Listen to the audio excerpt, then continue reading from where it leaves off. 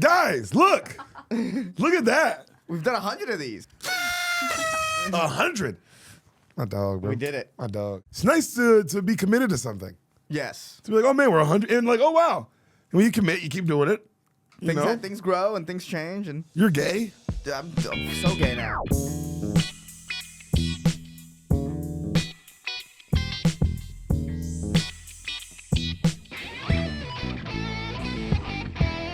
Guys, it's Blue Chew time. Hey. Enter that room, dick first. Blue Chew isn't just a tablet, it's a cheat code for your crotch. Stronger, harder, longer lasting, like someone gave your downstairs a pep talk and a gym membership. Blue Chew is the original brand offering chewable tablets for better sex. Oh, wow. Don't let it drop. You got to keep it up like a Blue Chew tablet would. Yeah. A Blue Chew tablet wouldn't let you down, and we can't let you guys down. This will not hit the ground. This will not hit, just like a Blue Chew tablet will not let your penis hit the ground. Yes. It will keep it up just like that balloon. Yes. Just and full of confetti. No, I don't want to promise that. I don't Well, want to promise no. We don't want to. Now, what we can promise is it'll get it up, and hopefully you get to shoot the confetti out. Yes. When you're done. Yeah, and keep it up as we're playing right now. And that's what Blue Chew does. Guys, this isn't just about performance. This is about legacy. Third legacy. I saved it with my leg. Give her group chat something to talk Christ. about. You know when you lay it down, they're talking about how it gets what? Up, up, up. Nothing makes you more of a legend than a little Blue Chew. Discover your options. Where, Ehsan? At BlueChew.com. Whoop. And hold on one second. What's One up?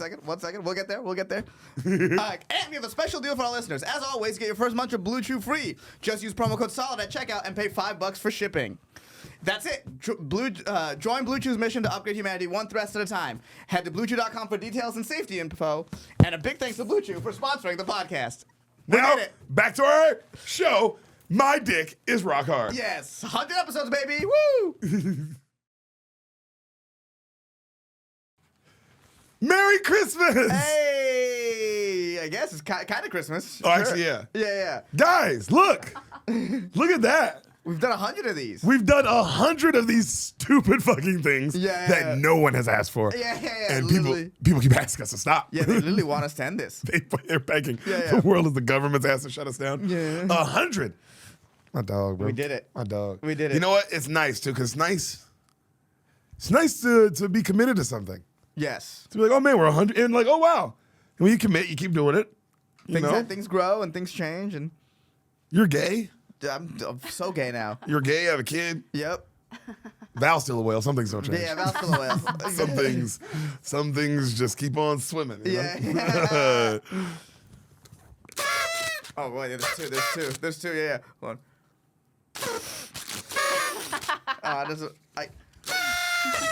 There we go. That's so annoying if people listening to What it. a terrible idea. I mean, like this, it is, like this is a great idea, obviously, yeah. but like this is horrific. Yeah. What do you call these exactly? What are these called, Val? Party when you bought favors. them? Are they called party favors? Right. For real? I looked up party whistle. Okay, a party whistle. But yeah, man. Unreal invention. I hope the guy trademarked it. Yeah, for sure. I really hope he trademarked it. But I mean, it's one of those things where this is a nightmare. Yeah, like what if we combine a kazoo with the wacky inflatable arm man? And someone was like, the greatest invention ever. I mean, dude, this made somebody $1 billion. Yeah. $1 billion. Yeah. Just playing a kazoo while watching one of the arm mans, and was like, I think we can combine the two. Bro, I wish there was Shark Tank for everything. Yeah. I'd love to see this guy. Just to see Mark Cuban go turn it down. Yeah. Because he wants more. There's no way. There's zero way. I guess I've watched no Shark Tank, so I guess it'd be like, well, wait, your sales are how much? I guess we can see where this goes. But there's no way you would look at this and be like, such innovation. I guess at the time. No, because man, you have to put it in the mind of a Shark Tank. No one's ever seen this before. Yeah. So it's not, because right now, but if no one had ever, if you were like, hi, my name is Deric, I'm from Memphis, Tennessee, Sharks. I'm asking for $750,000 for 15% stake for the party whistle. Yeah. Now, let's say you're at your birthday party or your friend's house and you're celebrating, okay? And it's an anniversary. And he comes in, it's a surprise, and everyone goes, surprise! That's been done and it'll always be done. Right. Now imagine you come in, you don't know what's there, you don't know everyone's there, you don't know your friends are there.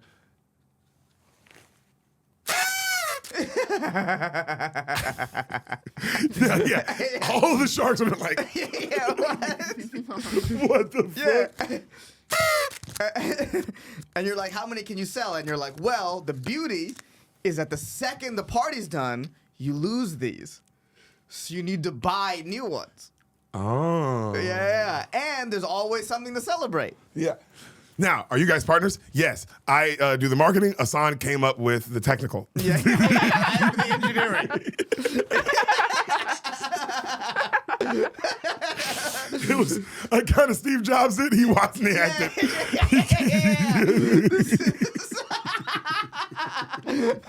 And with our powers combined. Yeah, we created the greatest invention ever made. Yeah. Sharks, we're asking for your help. Yeah. What do you guys call it? Here's the thing. There's no name. Everyone just will be like, what's that weird whistle thing? Get one of those. I was gonna say, we need those things. And then people are like, oh, how many are they going to buy? One? No, they're going to buy them by the thousands. They're going to buy them by the thousands and never use them. Right. And they'll get them again for every celebration. Mm-hmm. How much are we going to sell them for? How much, Val? I think I paid like $12 for this whole pack. How many is in a whole pack? All right, pulling it up. For just a measly It's loading. 25. $25. No, a pack Oh, of 25 for it was 12. $8.98. So basically So $9 for 25 of them. $9, and you get a pack of 25. Yes. Now, in that pack of 25, they will use 3. Yes. And at a certain point, they'll just buy a new 25. Yes. Yes. Because, and yes, it's $8.99. And they'll be like, well, how much are you making them for? We get paid to make them. Yeah, I have kids in my sweatshop working on this right now. Yeah. And we can mass produce these for about a half penny for 100. So about a half a 100, 1 penny is 200 of these. The profit margin on these are nuts. Yeah, it's 1,000% profit. Yeah, it's way more than that. It's like if half a penny is one. I can't even. I don't even want. I have to actually sit and do the math. Well, that's your job. That's why you're here. That's more your thing. Again, Sharks, we really ask for your help. I feel like they'd buy this. Especially if they saw our sales, because they'd be like, what are your sales so far? Yeah. And it'd be like, brother. Astronomical.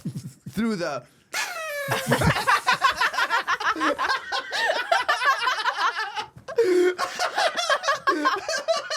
That's how we end the pitch. How are your sales? That's how our sales are, Mr. Cuban.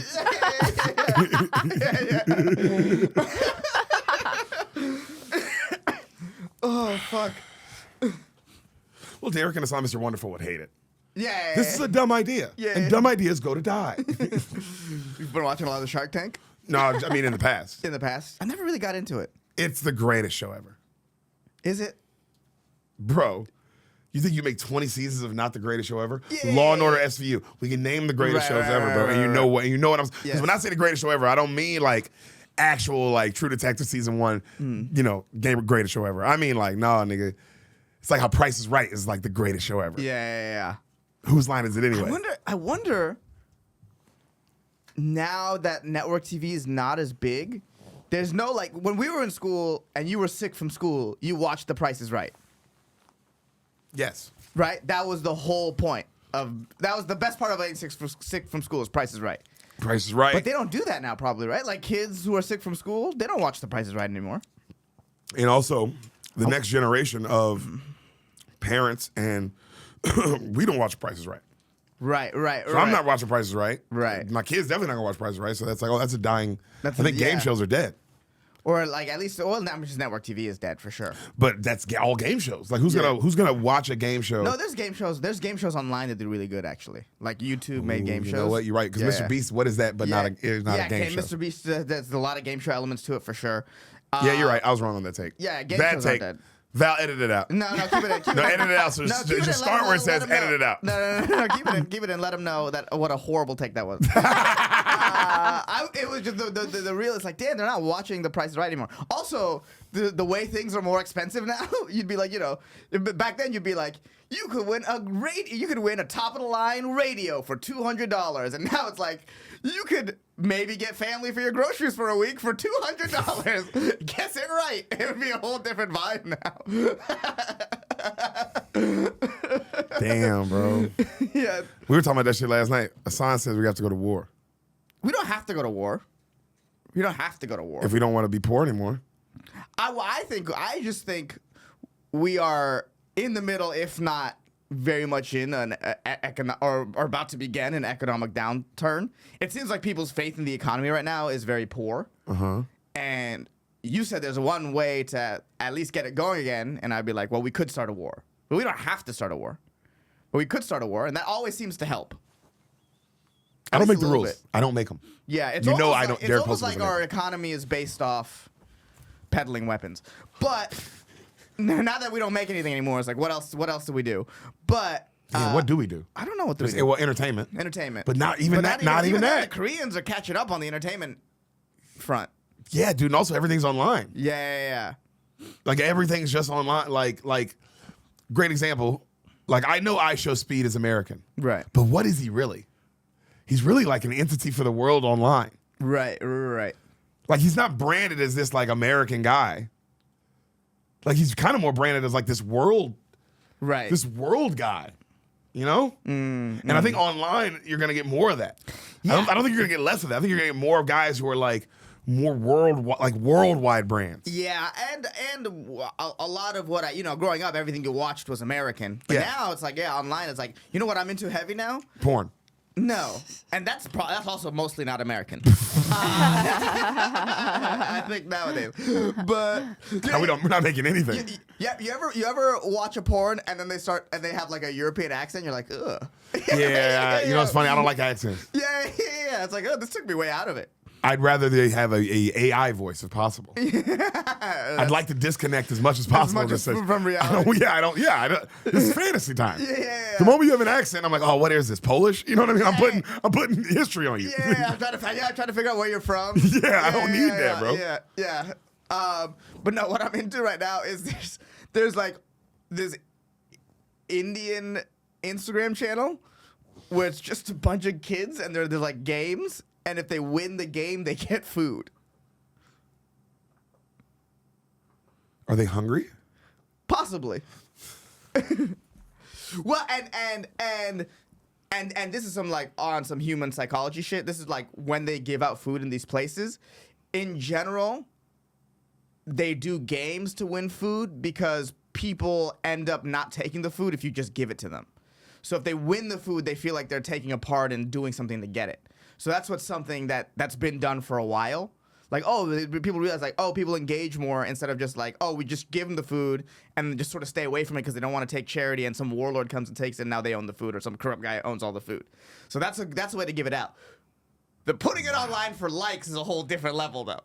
Like, the game thing sounds bad, but it's actually good. The putting it online so I can enjoy it, totally bad. Well, because now you're monetizing it. Yeah. Because now I'm like, no, now it's like, bro, it's the same group of kids. I'm a big Mr. Greedy fan, and half the internet is split. There's half the people who watch this are split. There's two guys that are clearly the best at the games, Mr. Greedy and Muzammo. And I am very Doc, can pro we pull this Mr. up? Yeah. Can we pull these people up, please? Yeah. Can you guys see the by TV? way, the TV's off. Okay.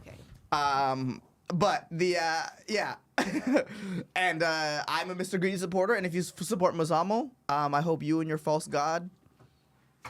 Are they beefing? They're not beefing, but people online are beefing. Interesting. Yeah. People are like Muzammo's. It's like Messi Ronaldo. It's like Messi. They're Ronaldo. clearly fine with each other. Yeah. But interesting. Right. And then I've never heard of any of these people. I love that. They're like huge. You're breaking videos. it down for me. I'm sure the numbers are astronomical. Yeah. They are huge videos. So these are the new Prices Rights, basically.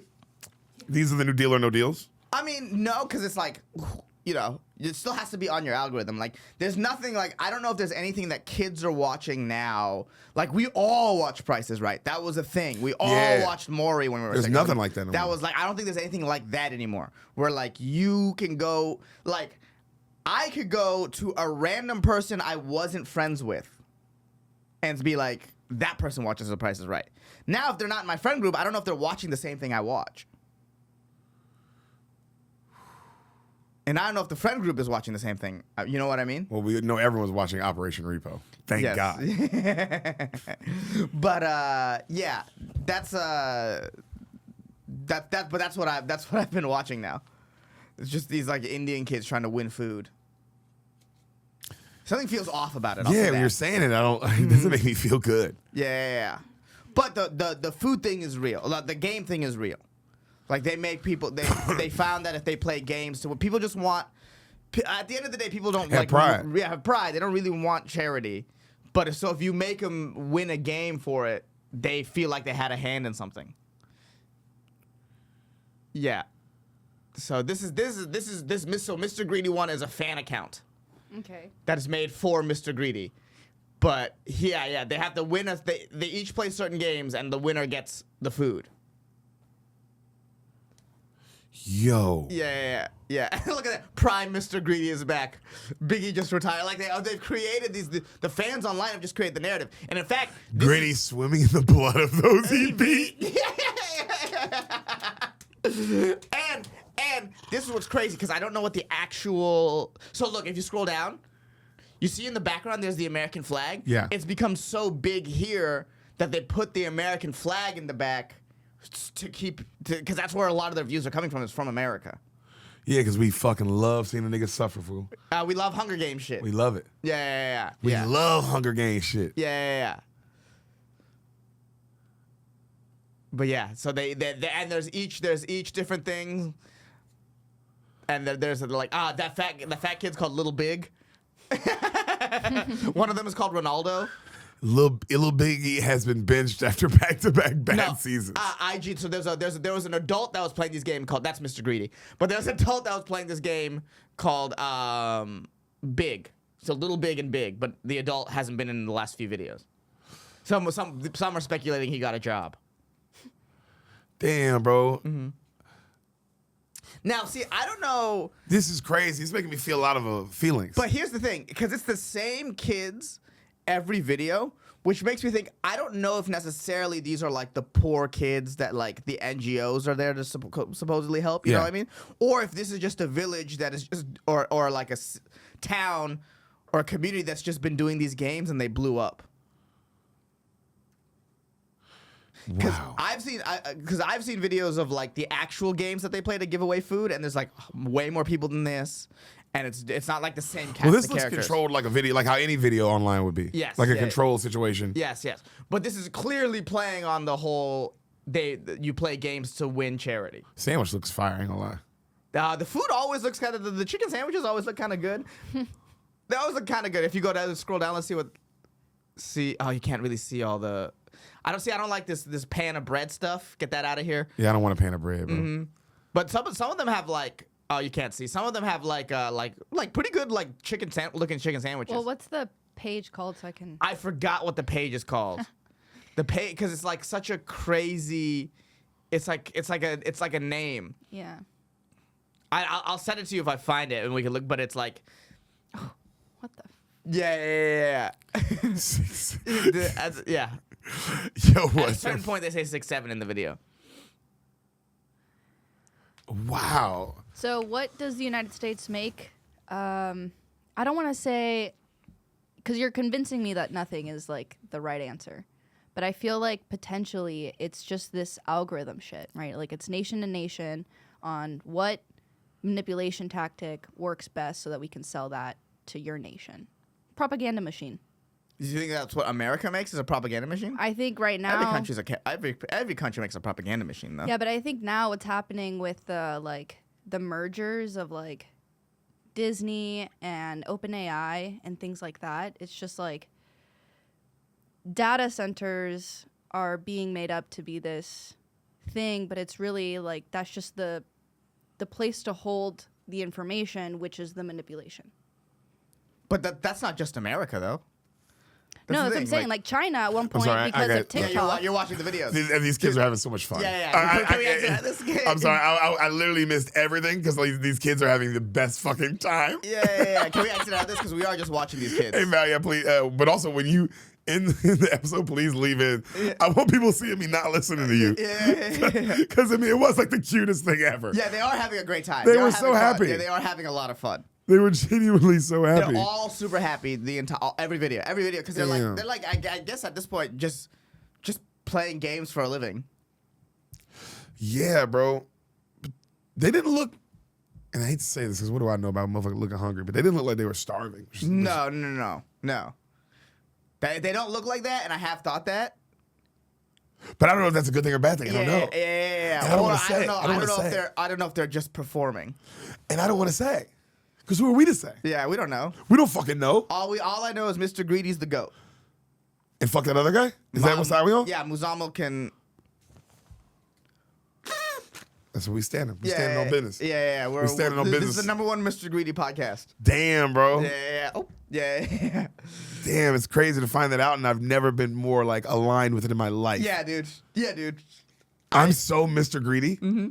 Dude, it's crazy. It's literally how it happened. I was like, oh, this is fun. And I looked at the first comment, and it said, Mr. Greedy always beats Muzamo. And I was like, fuck yeah. So you're just like me. It's like one. I took one. It was the first one. If the first one was like Muzamo was better, I probably would have been like, Muzamo! Now I'm pro Greedy. No. You saw the right thing first. Yeah, I saw the right thing first. And I'm hearing about don't this have a fan for a reason. account. Yep. That Mr. Greedy one, that's just a fan account of Mr. Greedy. Hey, bro. First time I ever watched soccer, ever. It just so happened to be a Messi game in the World Cup. Yeah. He'd go. Yeah. If Ronaldo would have been there, it would have been him. Yeah. He wasn't there. No. So it's Messi. It's really Mbappe. It's really Mbappe, but Mbappe's so young, I understand. That would be like somebody saying Luka Doncic is the GOAT, and it's like, or Jokic is the GOAT right now. And it's like, wait. You know what I'm saying? Like, Jokic could end up being the GOAT. That's very possible. I think Mbappe could end up being the GOAT, but clearly Messi's the GOAT. Yeah. You think that's an accurate take? Yeah, I don't know enough about soccer to be like maybe Mbappe could be the GOAT because we only really just saw that one game where he was Greatest amazing. thing of all time. Yeah. Well, and I know he's the guy. I know that. Yeah. It ain't like he's like some regular guy. No, he's the guy. He's like a guy. But he also, I believe, left to play in Saudi Arabia Yeah, he did. for a while. And I don't know if like, I've never seen a GOAT in the middle of I never saw Barry Bonds in the middle of his prime go to play like AAA. Yeah, but they didn't offer a bigger contract. Yeah, but They offered him a bigger contract, it would have. right. Yeah, I mean, I'm saying for sure. If they got more money, probably. But like, also, what makes the GOAT is that they're playing the top competition, right? It's a tricky situation here.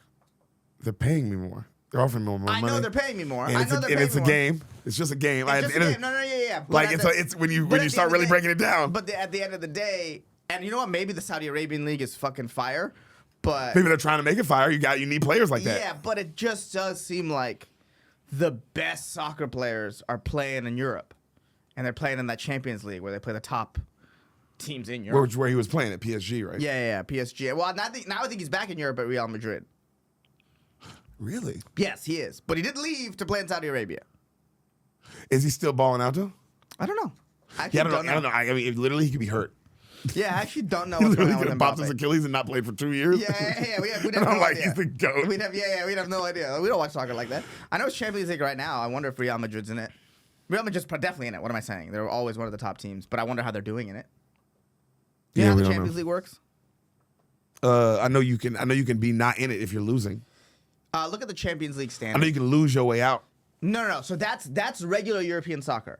So that's like the Premier League, and like Serie A, which is the top league in. Oh, wow, interesting. Which is the top league in Italy, and La Liga, which is the top league in Spain, right? So the way that works, Derek, pay attention. Well, I was looking at their best player. It's Mbappe. Oh, most goals. Yes. Yeah. Okay, so he's doing well. But here's what I'm saying. Oh, that guy's a big deal too. The Victor. Erling Haaland. Erling Haaland's also a big deal. No, the Victor guy. That's the first time I've heard of him. I've heard of him before. Oh, Seaman. All right. So, anyways, So Premier League, La Liga, Serie A, all these leagues, Bundesliga, they're the top in each country, right? So if you end up in the bottom 3, you get relegated to a lower league. Yeah. And then the top 3 of the lower league gets relegated, gets promoted up. So it's always sort of changing. That's fine. I like that. Yeah, that's cool. What the Champions League is, every year, the top 3 or 4 teams in every individual country's league are put in a league together. And then they play. And they play. So what happens in the It's Champions like college League? football playoffs. Yes, but it's instead of just like a couple teams here and there, and like, ooh, do some teams make it or some teams don't? No, it's if you're the top 3 in Turkey or like the top 5 in Turkey and the top 5 in Germany and the top 5 in England the previous year, the next year y'all are smashed together and y'all play. So this is like the top level of all of Europe.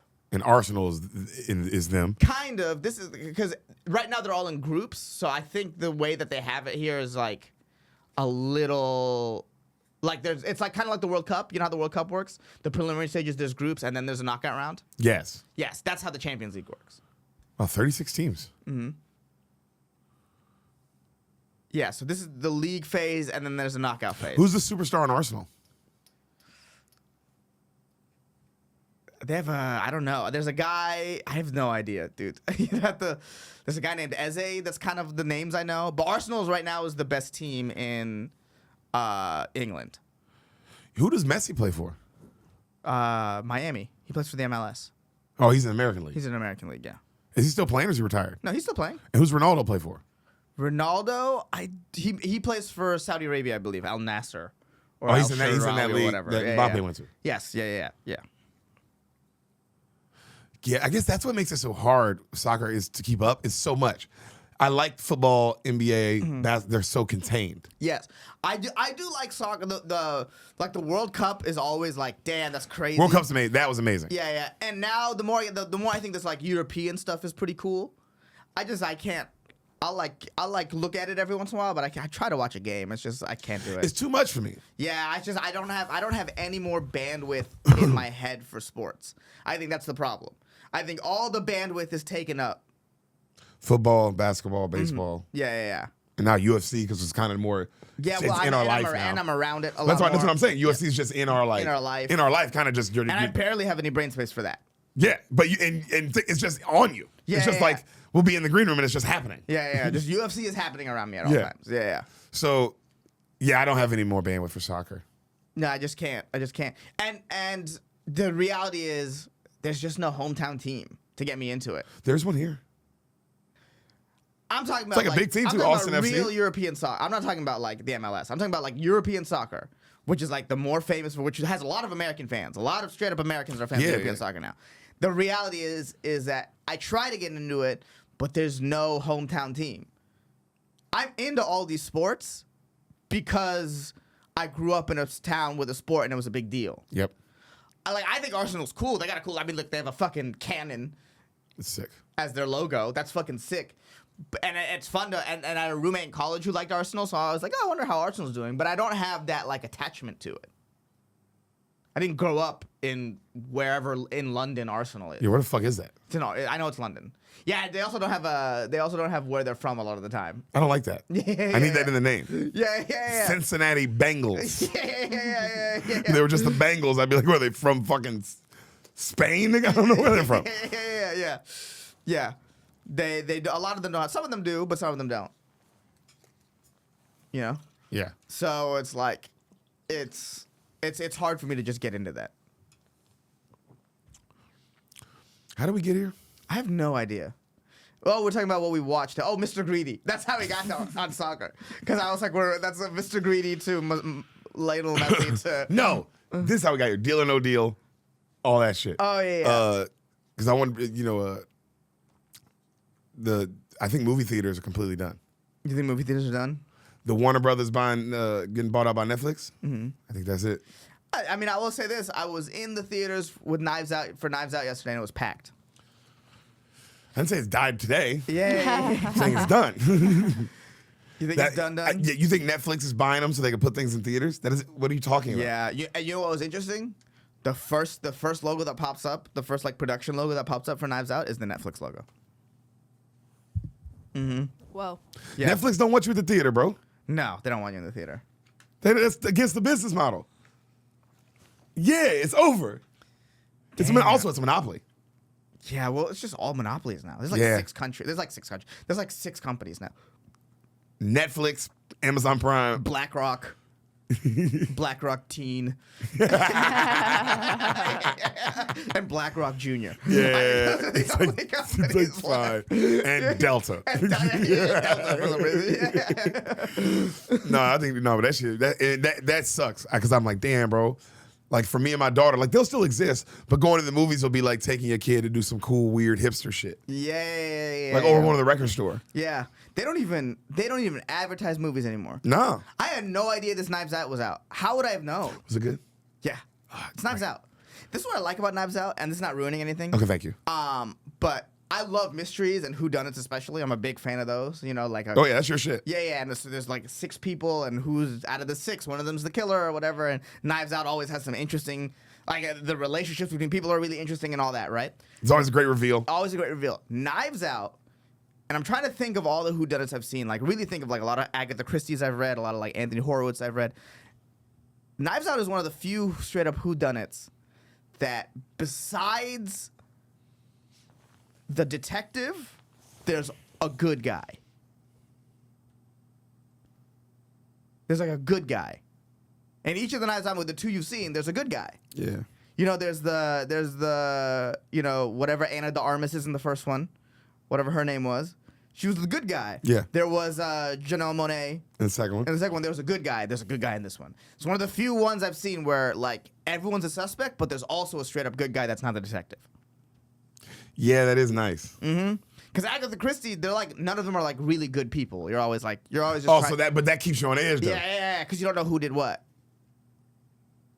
Yeah, and then Murder on the Orient Express, you could talk about there is some sort of morality to it, but I wouldn't necessarily say, spoiler alert for Murder on the Orient Express, they all killed the guy.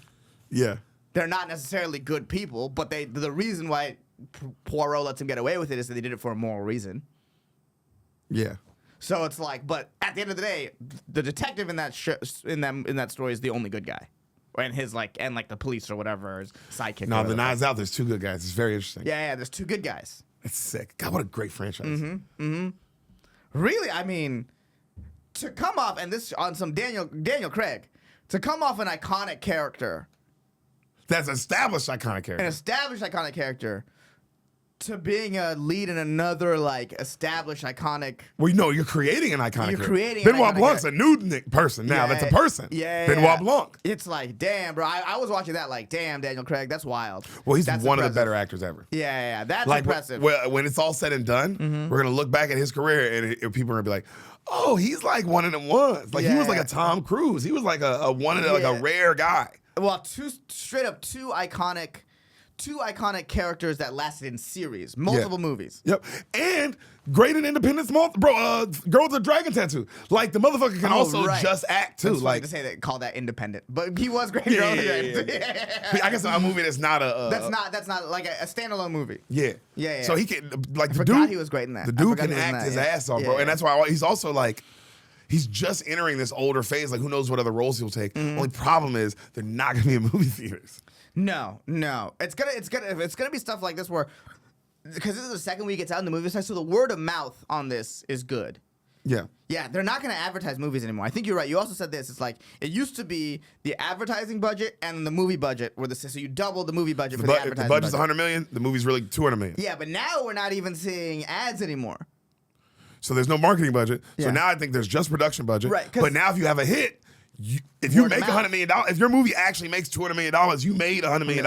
Yeah, because I was because like Sydney Sweeney is like a big punching bag in the media space. Punching bags. Yeah. She's two big punching bags, but. They're all like, oh, look at these movies that you were in that flopped. It's like, first of all, I think every movie is flopping. Even the DiCaprio. One bounds another, and it's one of the best movies I've ever seen, and it flopped. It Yeah. flopped. It flopped. If you're going off now, it made an insane amount of money. Right. but it didn't come near what its budget was, Yeah. and that's technically a flop at It's the a end of the flop. day. It's a box office flop. If your budget is, if your movie made $500 million, right? But the budget was $600 million, that's a flop, nigga. Flop. Yeah. So it's like, I think every movie is just flopping. Yeah. And on top of that, Other than Sinners, I don't know a movie that hasn't flopped. Yeah, I don't know. I haven't seen any advertisements for any of her movies that came out. All I see about Sydney Sweeney is just like Complex always posting her for some reason, or that fucking the jeans controversy or whatever the fuck. Well, it's all, or just like, it's like conspiracy kind of, well, not conspiracy, but the straight to camera, somebody talking. Yeah, talking about her. Or this, like somebody on a podcast like us giving a take. Yeah. But I never actually, I haven't seen any advertisements for any of the movies that she's in. No. Yeah, I think. But then again, I haven't seen any advertisements for any movies at all. Yeah, exactly. It's like, when was the last time I've seen an advertisement? Bro, a Knives Out movie you saw, and I didn't even know a Knives Out movie was being made, like coming out, like and now it's out. Like all 3 phases happened. Yeah, with no news on my end. Damn, bro, I should have known that they were making a third one. Right. I should have known that. Period. Like that should be. Why am I not? But again, bro, the internet's telling you about Akash's wife. I gotta watch Mr. Greedy. Mr. Greedy. Yeah. Fucking, there's so much shit. Like, it's just feeding you all this other shit. So yeah, you're not. But also, I just don't think anyone cares. But Netflix doesn't give a fuck. They're trying to get you on that platform, motherfucker. Yeah. Keep watching. Stay in the house. Yeah. And now they acquired HBO. That's crazy. It also sucks because it was nice that there was like Netflix content and then there's HBO content. Yeah. They're different. I like they're made different. They look different. You can tell the directors are different. The actors are different. Yeah, the feel of the movie is different. The feel of the show is different. Feels different than an HBO feel. Yeah. Even a good dramatic Netflix show. Like one that's like, oh, this is a great show. Like a Narcos or what's another? Stranger Things. Stranger Things. Those are great. Yeah. But and they are good, but they're like, and not, they're a different kind of good than what True Detective is or what fucking Game of Thrones. Curb, Game of Thrones. It's just different vibes. Sopranos, Wire. The HBO shows, I wonder, have this like sort of gritty. They're darker. The realism colors to are darker. them. Netflix are brighter.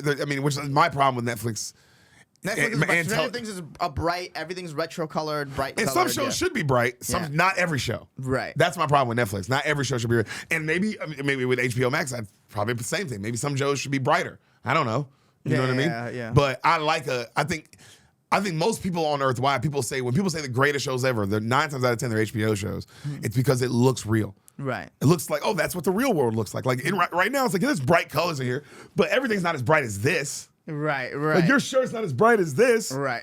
Because your shirt's shitty. It's a shit shirt. Oh my God. So it's not gonna be as bright as this. Well, first of all, don't fuck with my lumberjack look. And second of all, I wore this shirt because this was the shirt I wore on the first episode of the podcast. Damn, you're a legend. Yeah. I try to insult him and I can't. He's a legend. Did you think I had like that or did you not? I didn't. Oh, okay. So how about you go fuck yourself? I will. Yeah. My shirt might not be as bright as that, but my spirit is. So maybe they're trying to dim my light. I was, bro. I literally, I grabbed the dimmer and I started turning it. Yeah. Fuck that. I'm gonna hit it, Yeah, leave it you. on. We're not dimming. We're not dimming anything. I'm just hitting the button so it's on. There's no dim. Full. You're right, bro. I'm sorry I tried to do that. Yeah, but that's crazy. Back to shows. You know what I'm saying? But Yes. color wise, so not everything's meant to be bright as fuck. So I'm saying I needed to have some fade on it. Yeah. It has some fade on it in real life. And it gives more character. It's like, oh, yeah, the type. Well, now I feel like I'm really watching some True Detective shit. Yeah. I'm really here now. I'm in Louisiana. I'm in Game of Thrones. I'm in this fake. Like I'm there now. Right. Yeah. It says a lot about like if a type of a type of person who always does something bright and wrinkle free and totally clean is like that's a different type of person. You're not gonna maybe believe that they're the fucking gritty janitor groundskeeper guy who's secretly the world's most intense pedophile. His smile's super bright and and he's like handsome. Yeah. Netflix has a feel. Netflix also kind of has a feel. I say this very CW vibes. Their shows. Well, everyone's hot. Everyone's hot and the colors are bright. And and those shows, bro. I literally The Flash is a good show. Right. It's genuinely a good show. But like, I don't want every show to be The Flash, bro. It's very funny. Sorry, that's a very funny thing to say about the party hat on. I don't want every show to be the Flash. Not every show. Speaking of movies, bro, you saw that motherfucking Quentin Tarantino shit with Paul Dano? Goes after Paul Dano? Yeah, Quentin Tarantino's a little Cat Williams, huh? Hey. Yeah. I didn't like that. Yeah. Son, I didn't like that. No, because I like Paul Dano. And bro, there's multiple. I have multiple feelings about this. Yes. Hey, let's start there. Yeah. Paul Dano's that nigga. For what we talking about? I mean, What we talking about? He has probably that scene in Little Miss Sunshine. Come on. I mean, if you watch that movie, how does that not stick with you? I don't remember movies like that. I remember that scene. From Little Miss Sunshine to Prisoners. Unbelievable in Prisoners. To, you know what I'm saying? To There Will Be Blood. There Will Be Blood. To The Riddler. The range is fucking. To 12 Years a Slave. The range is crazy on this guy. God, he's in 12 Years a Slave. Of course, because this motherfucker is like, nigga, that's like saying Paul Giamatti or Gary Oldman. Like, bro, nigga, we're talking about one of the best character actors here. Right. I put Paul Dano up there with them boys. Right. He like that. He might not be the lead, bro, but you want him in the movie. Right. You want him, and you want him next to your lead. He'll deliver a memorable performance. You might not be coming to see him. He might not be the Christian Bale or the Daniel Day or whatever. Yeah. But my nigga. You see Paul. So you see Paul Dano, and you're like, oh, I think I'm in a good movie. Yes. Yeah. Hold on. Is this a good movie? Am I watching a timeless thing? Yeah. Am I watching something that'll stick with me in some way? This motherfucker can clearly act. So let's start. There Will Be Blood is one of the greatest films of all time. And if you didn't like Paul Dano's character, that's the fucking point. That's the point. He wanted you to like. Right. He's like this sort of snivelly. Yeah. Wants cake and eat it too. And he's also the fact that he's standing next to maybe one of the most memorable performances in acting history. Right. In the history of acting. He's standing next to it and he's going toe to toe with this nigga. You remember him. Yeah. You remember him enough to be like, oh, his character pissed me off or whatever. You remember him as two separate people in the movie. This nigga's playing two people, bro. Yeah. Get out of here. Yeah. So, I mean, he's unbelievable. So take that aside. But he's allowed to feel, if he doesn't think he's a strong actor, he is allowed to feel that way. Right. Here is my actual problem. You know how I feel about Quentin Tarantino. My daughter is named Shoshana. Yeah. Yes. You know how I feel about Quentin Tarantino. And you know me this whole time. I've never wavered. Right. This nigga is 9 for 9. Yes. Ain't no other director 9. Ain't no other director 100%. Right. Not one. And I'm talking about the GOATs. Scorsese, Cameron, Nolan. Ain't nobody 100%. That's Quentin Tarantino only, bro. Oh, this is how good Quentin Tarantino is. I thought this really describes how perfect this nigga's movies are. We were having a debate about this in the green room because we were talking about this Paul Dano shit. And all the boys are there in the green room, you know. And the question was, what's everyone's lead? Because everyone agreed that Quentin Tarantino has perfect movies. They're all flawless. And like they're literally all perfect. But if you had to rank them, there has to be a least. There'd have to be a worst. What is his worst movie? And this is how good he is. It was hard for everyone to say it's his worst because it was just the sentence felt wrong about the movie you're about to say because it's a great film. Right. But you have to say it, right? So that's telling. B, everyone had a different answer. Yeah. Nigga, it wasn't no unanimous like, oh, well, this movie's his worst movie because everyone can just say that. Like how you can for a lot of directors. Right. And I'm not saying that in a derogatory way, bro. Some jokes bomb. You're right. You know what I'm saying? This nigga's 9 for 9. My worst movie was different than his worst movie, different than Rogan's, different than Tony. Like that, because it's really just like they're all perfect. What's your preference? Right. My problem, bro, is when you're that level, Tarantino, you've entered God territory, bro. And I feel like there needs to be a little awareness, like a little self-awareness that you not no regular director, bro. You can name the people that you with.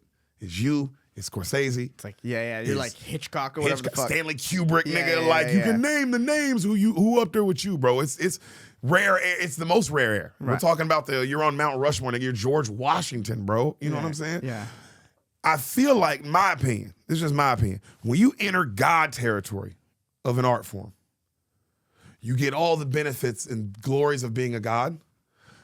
What you don't get, this is the trade-off. Right. You don't get to speak on it anymore because you are a god of this.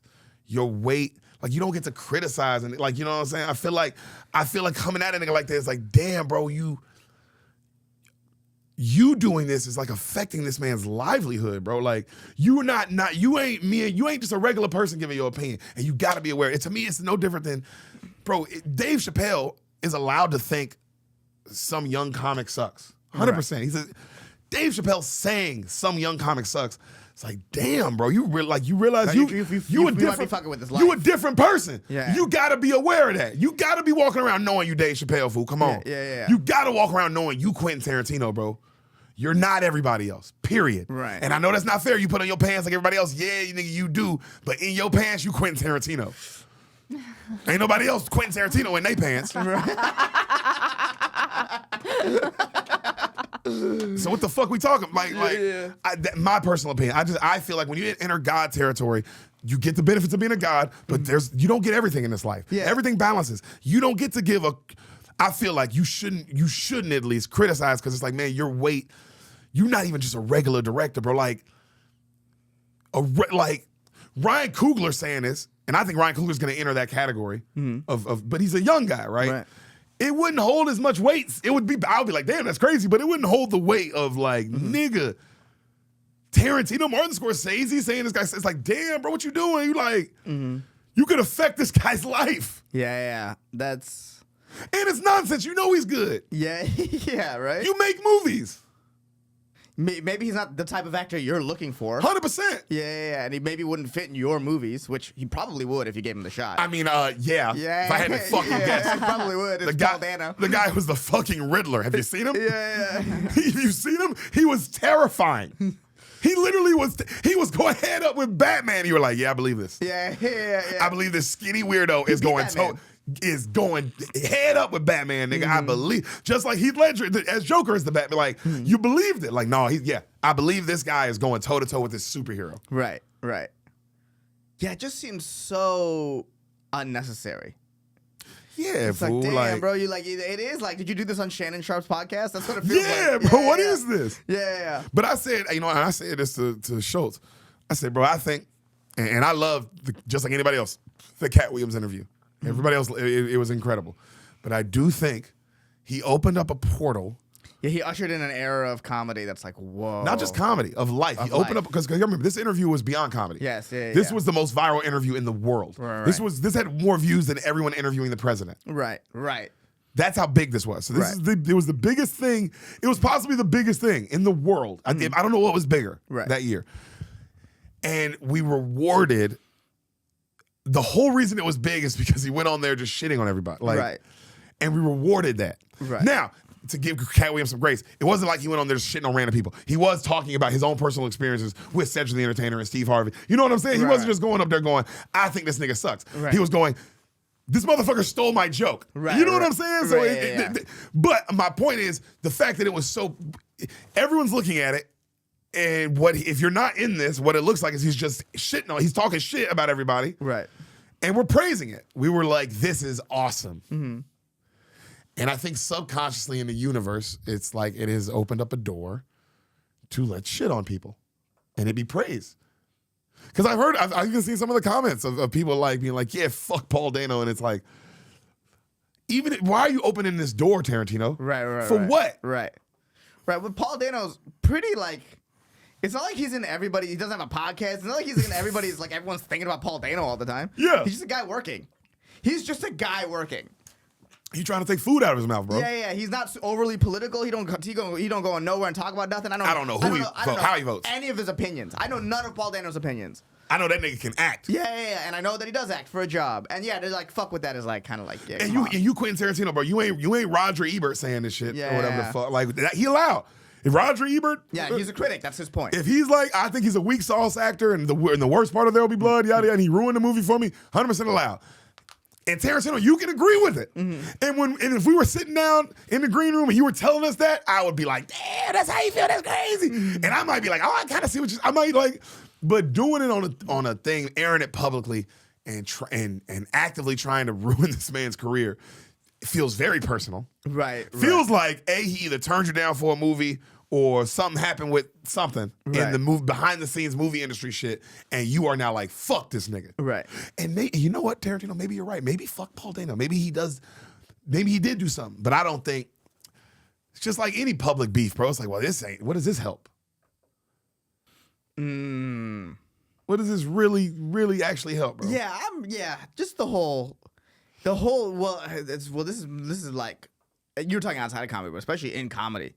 We're talking about it here, just like the idea that like that comedy has to be this thing where like everyone is just beefing with each other constantly. It's like it's crazy. It's like why?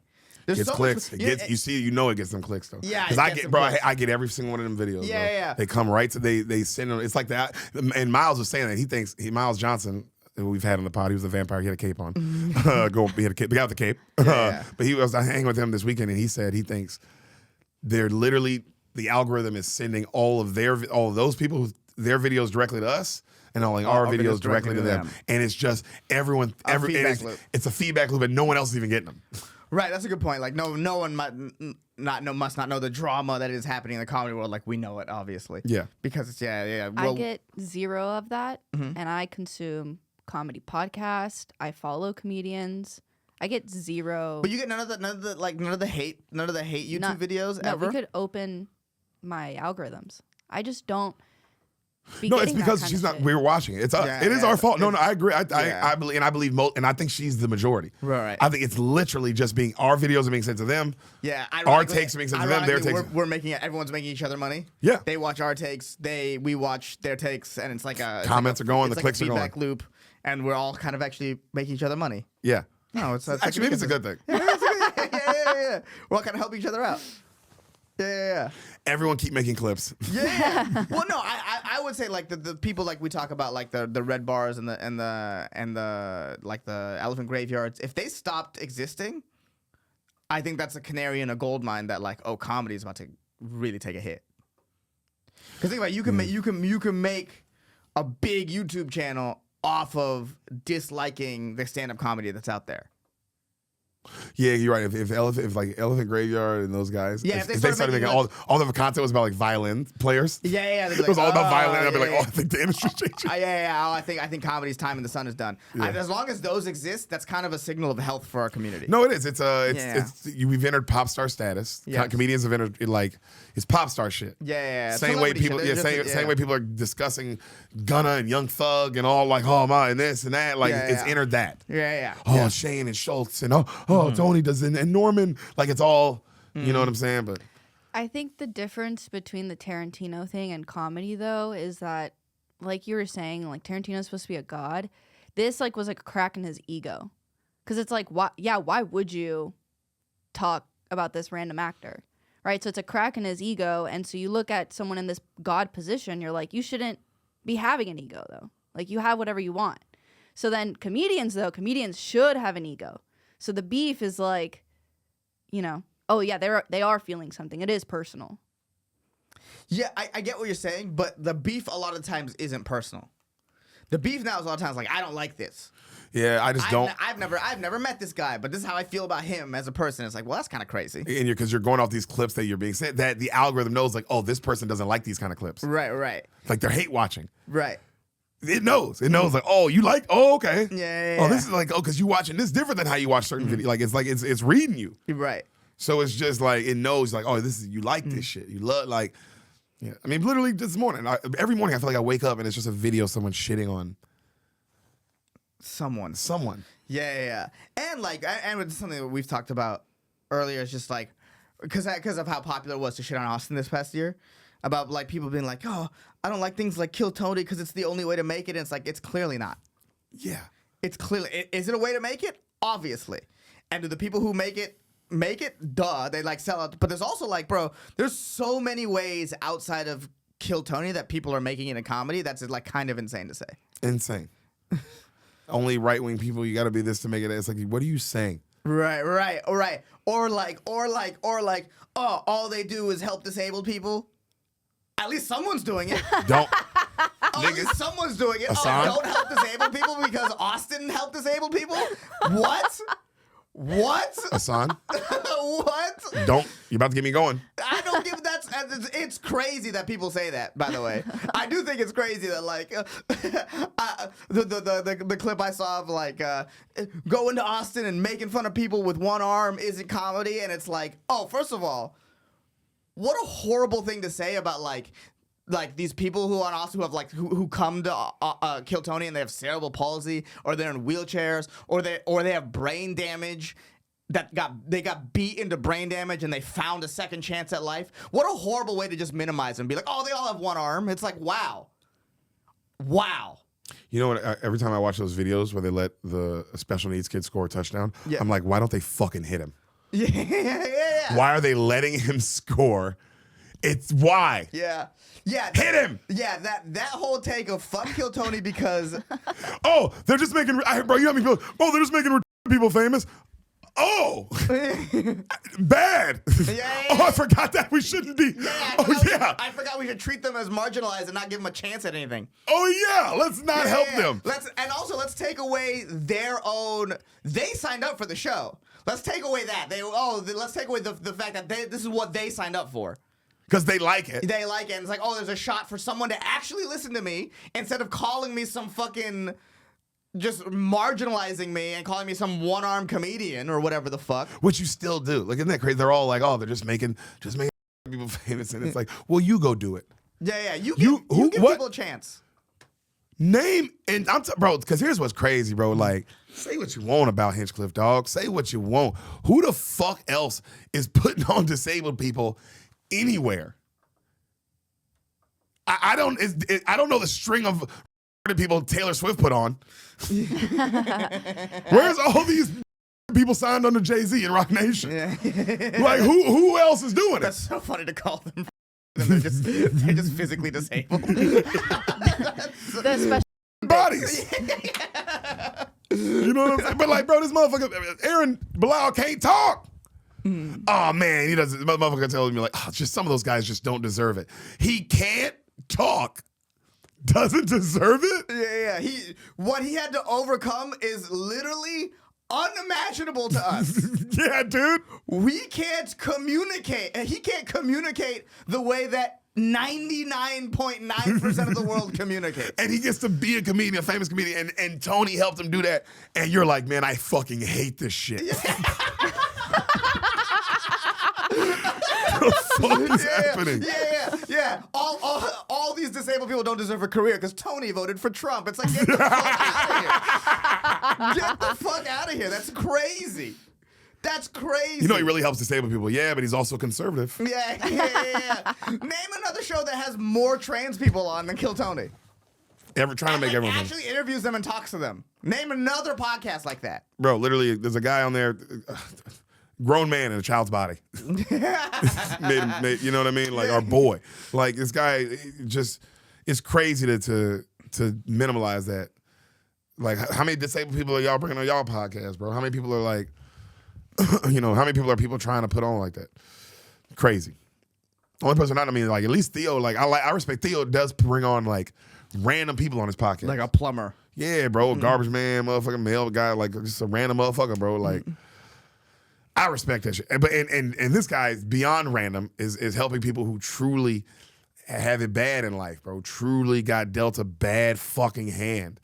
And he's just like rearranging the deck and like giving them a shot to giving a shot to succeed. Because it's like it's not a guarantee that you're going just because you're disabled, you're going to Tony, you're gonna make it. A lot of people have been disabled going to Tony and bombed and not had a good set or bad. Like it's not a guarantee, bro. Yeah. Just like any art form, like you make it if you make it. If you go on there, you have a great set and a great interview, and you're fucking that part. You're special. You have a moment. Like it's hard to do. And also, it's motherfucking comedians saying that who aren't as successful, who can't go on Kill Tony and have a moment, and you can talk, nigga. Yeah. You do have all four limbs. Yeah.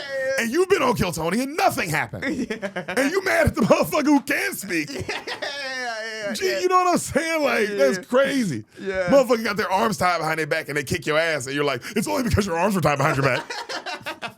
What?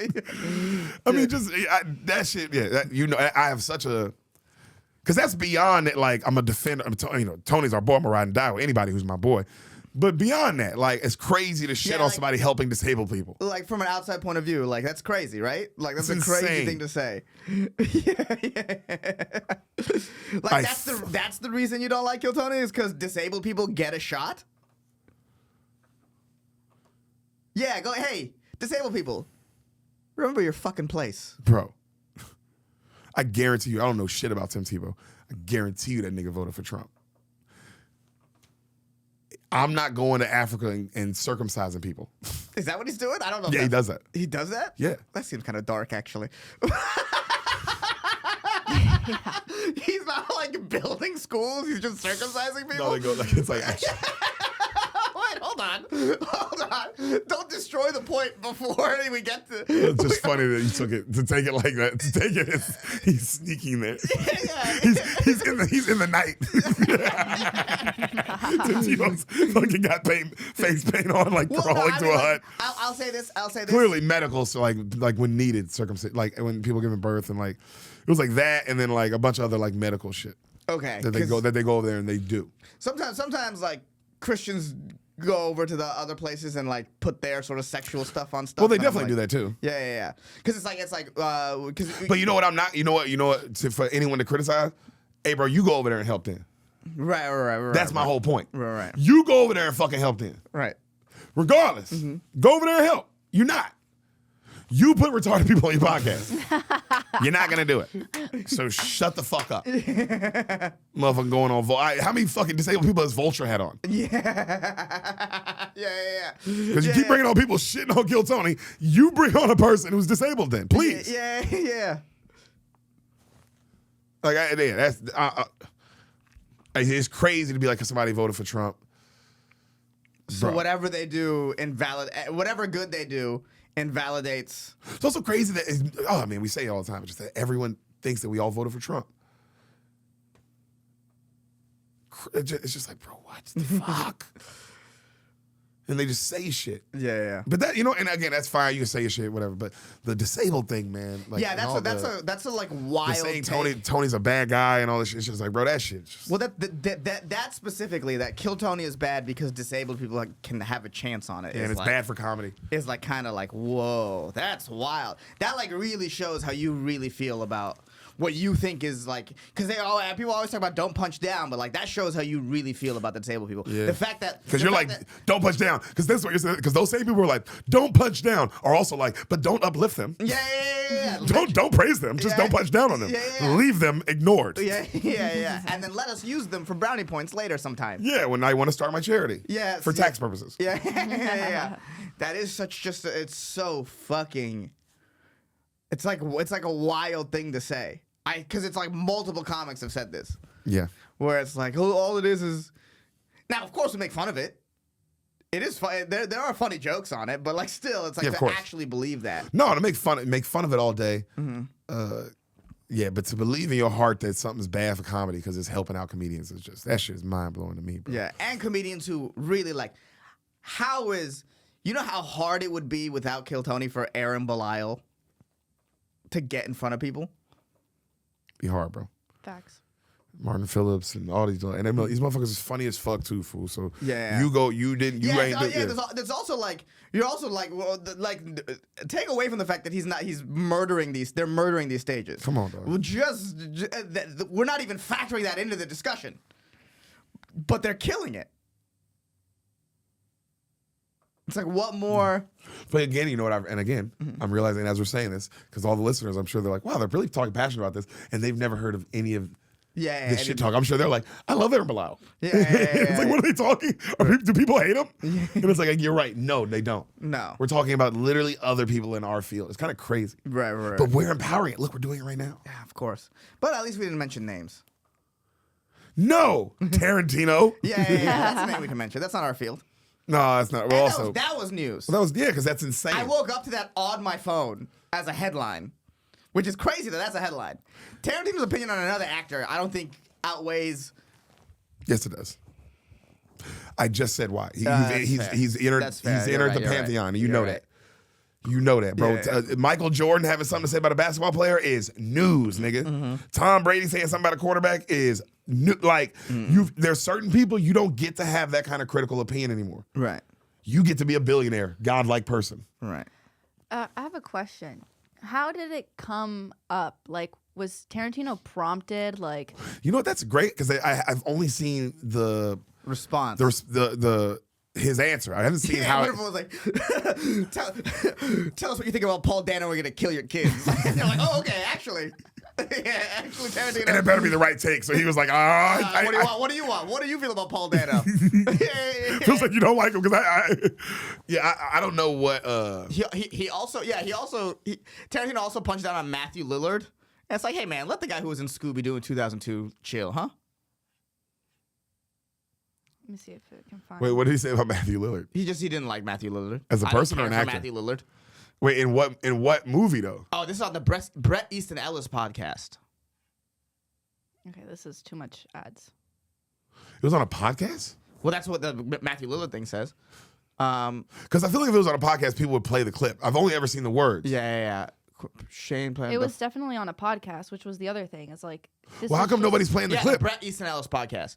I know because I've listened to his Bret Easton Ellis his podcast with Kanye West is great.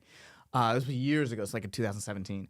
I don't think Bret Easton Ellis films his podcast. But I haven't even heard anyone play the clip. I think because no one will listen to audio, of just audio. I don't think there's the weakest fucking actor in SAG. I don't know. There's probably a couple background. Bro, actors that suck ass. and here's what's even crazier. I didn't know he said this. I disagree with this. Austin Butler would have been wonderful in that role.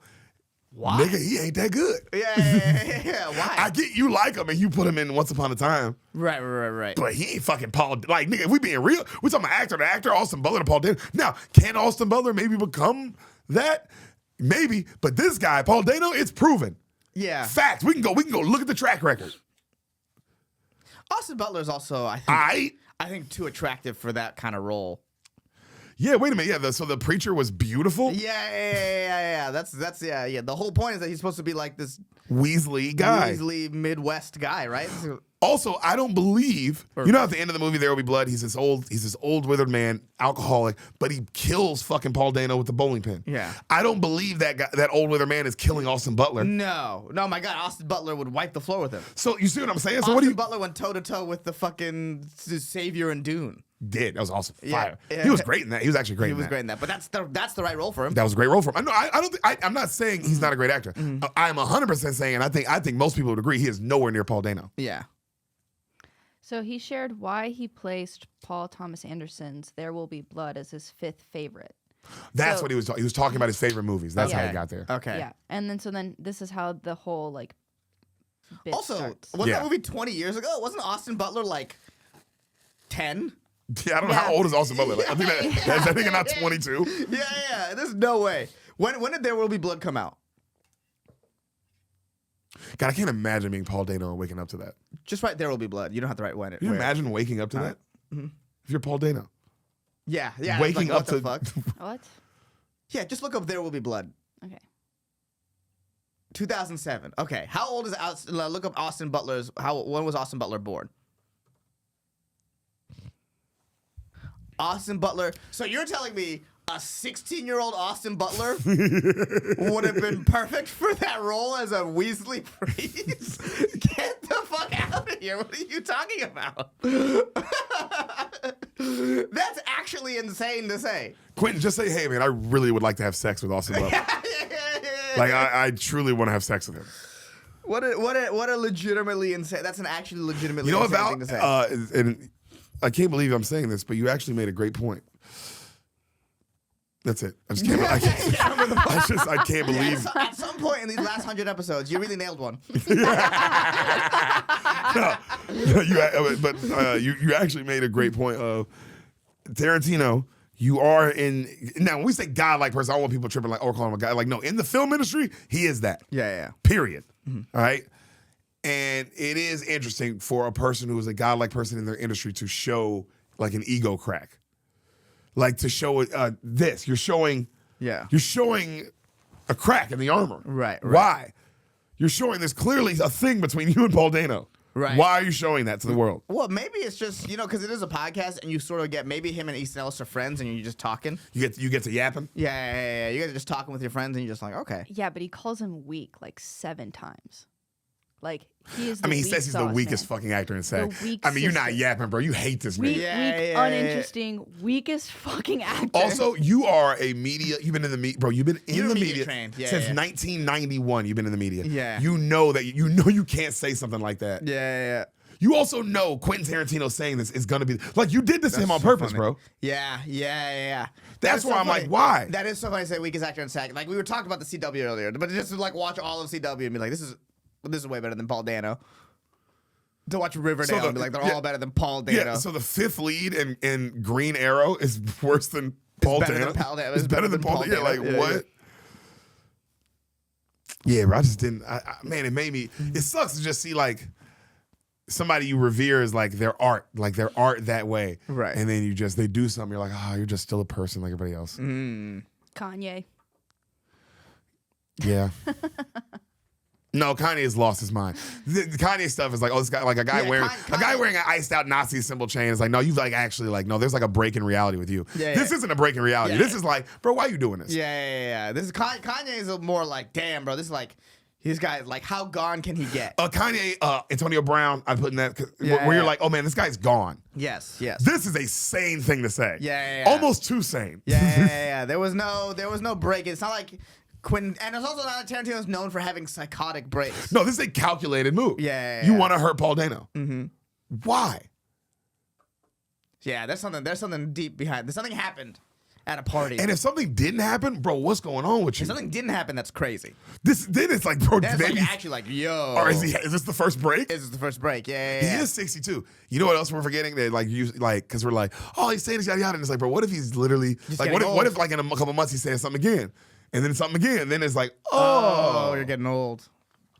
I mean, if he keeps doing these random podcasts, he's gonna say some. Well, to be fair, Easton House isn't super random. That he like wrote Fight Club and But he's been on Rogan and on all wrote these American other. Psycho, I think. He's been on a lot of big. Yeah. I mean, he's been on literally everything. He's Quentin Turner. He's been on every major platform. He's been on the Right. Breakfast. Like he's been on everything. right. So it's like you know what to say. Yes. This is this. Yeah, bro. This shit. I don't know that shit. When I heard it, I remember because McCann is the one who broke the news to me, and it made me immediately go, "That can't be true." That's when I know I'm like, "Damn, I was disappointed by this." Like for real, like, "Damn, that can't be true." The first thing I did when I read the headline was why. That's the first thing I thought. It was why. Why? Why? I didn't think that. And after a guy that people like. Scroll down a little bit. Look at this fucking guy on the right. Look at this. Look at this fucking guy, bro. You're so bad. I love that though. Yeah. He's not like some hot. He's just a fucking dude, man. He's a guy. Just clearly just a bro. Yeah. Like, He's giving a non-entity performance. He needs to Yeah. have reached out to Dano's rep for comment. I It's don't smart care that he for hasn't him. said anything. It's no, smart if that you're he- Paul Dano, you do Well, not also, if you're Paul acknowledge Dano, this. it's like I'm just gonna do what I do and not say anything like that. Not Well, say also, anything. if I get into a back and forth with him, it might really actually affect It my might career. affect me, yeah. Because it is like the god took a shot at you, but can you take a shot at the god? No. You gotta kill a god if you take a shot at him. Yeah, and don't. And don't. I think yeah. don't. Yeah. Unless you have a not like us in the clip. Yeah, now, if yeah, Paul yeah. Dano has a Like- not like us Yeah. in the clip, let it fly, Yeah, brother. yeah, just on Instagram. Dun, dun, dun. Oh no. Yeah. Bro, if Paul Dano posts something, just went dun, dun, dun, dun. Oh fuck. I mean, that would be crazy though. If like 2 years from now, Paul Dano did like a fresh and fit level just revenge attack. Yeah, that'd be so funny. Just like, oh my god, he sat on that. Yeah. He sat on that for 2 years. The fuck kind of evil is this nigga? He really is the Riddler. Yeah. That would be a Riddler move. Oh, to sit on it. Yeah. Yeah, man. Yeah, it just made me upset. It just hurt my feelings. Hurt your feelings. Isn't that crazy? It hurt my feelings. Yeah. I didn't like it. Yes, I'm glad you didn't like it either. I didn't like I'm glad we agreed on that. You did something I didn't like the other day. What did I do? Speaking of not liking stuff, What did I do? you kept breathing.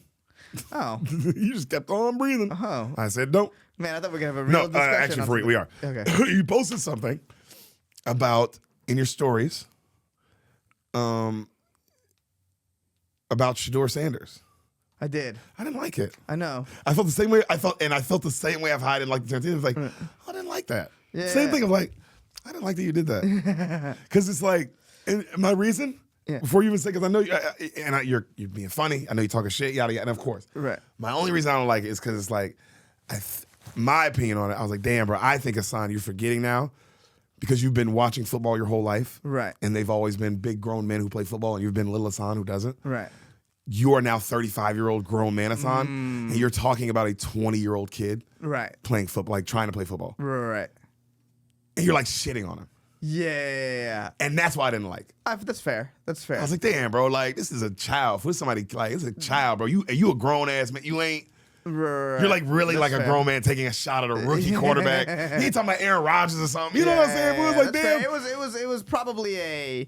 But I knew that was your team. Yeah. And I know you're not a bad guy. I wouldn't shame you for that. No, and Like I didn't message you about it. And it's like it was a little harsh on Shador because it is like a rookie quarterback, it's his first start or whatever. Yeah. It was just more like I'm just so tired of this racism narrative. Yeah, I knew that's what you were going for. Yeah, I'm just so tired of that. It's like I knew that's what you were going for, and I guess in the same way it hurt my feelings. Like, oh, I felt like Shador caught a real bullet there for something else. That you're really talking about something else. I was really talking about the narrative around Shador, And he caught a stray. He got a stray.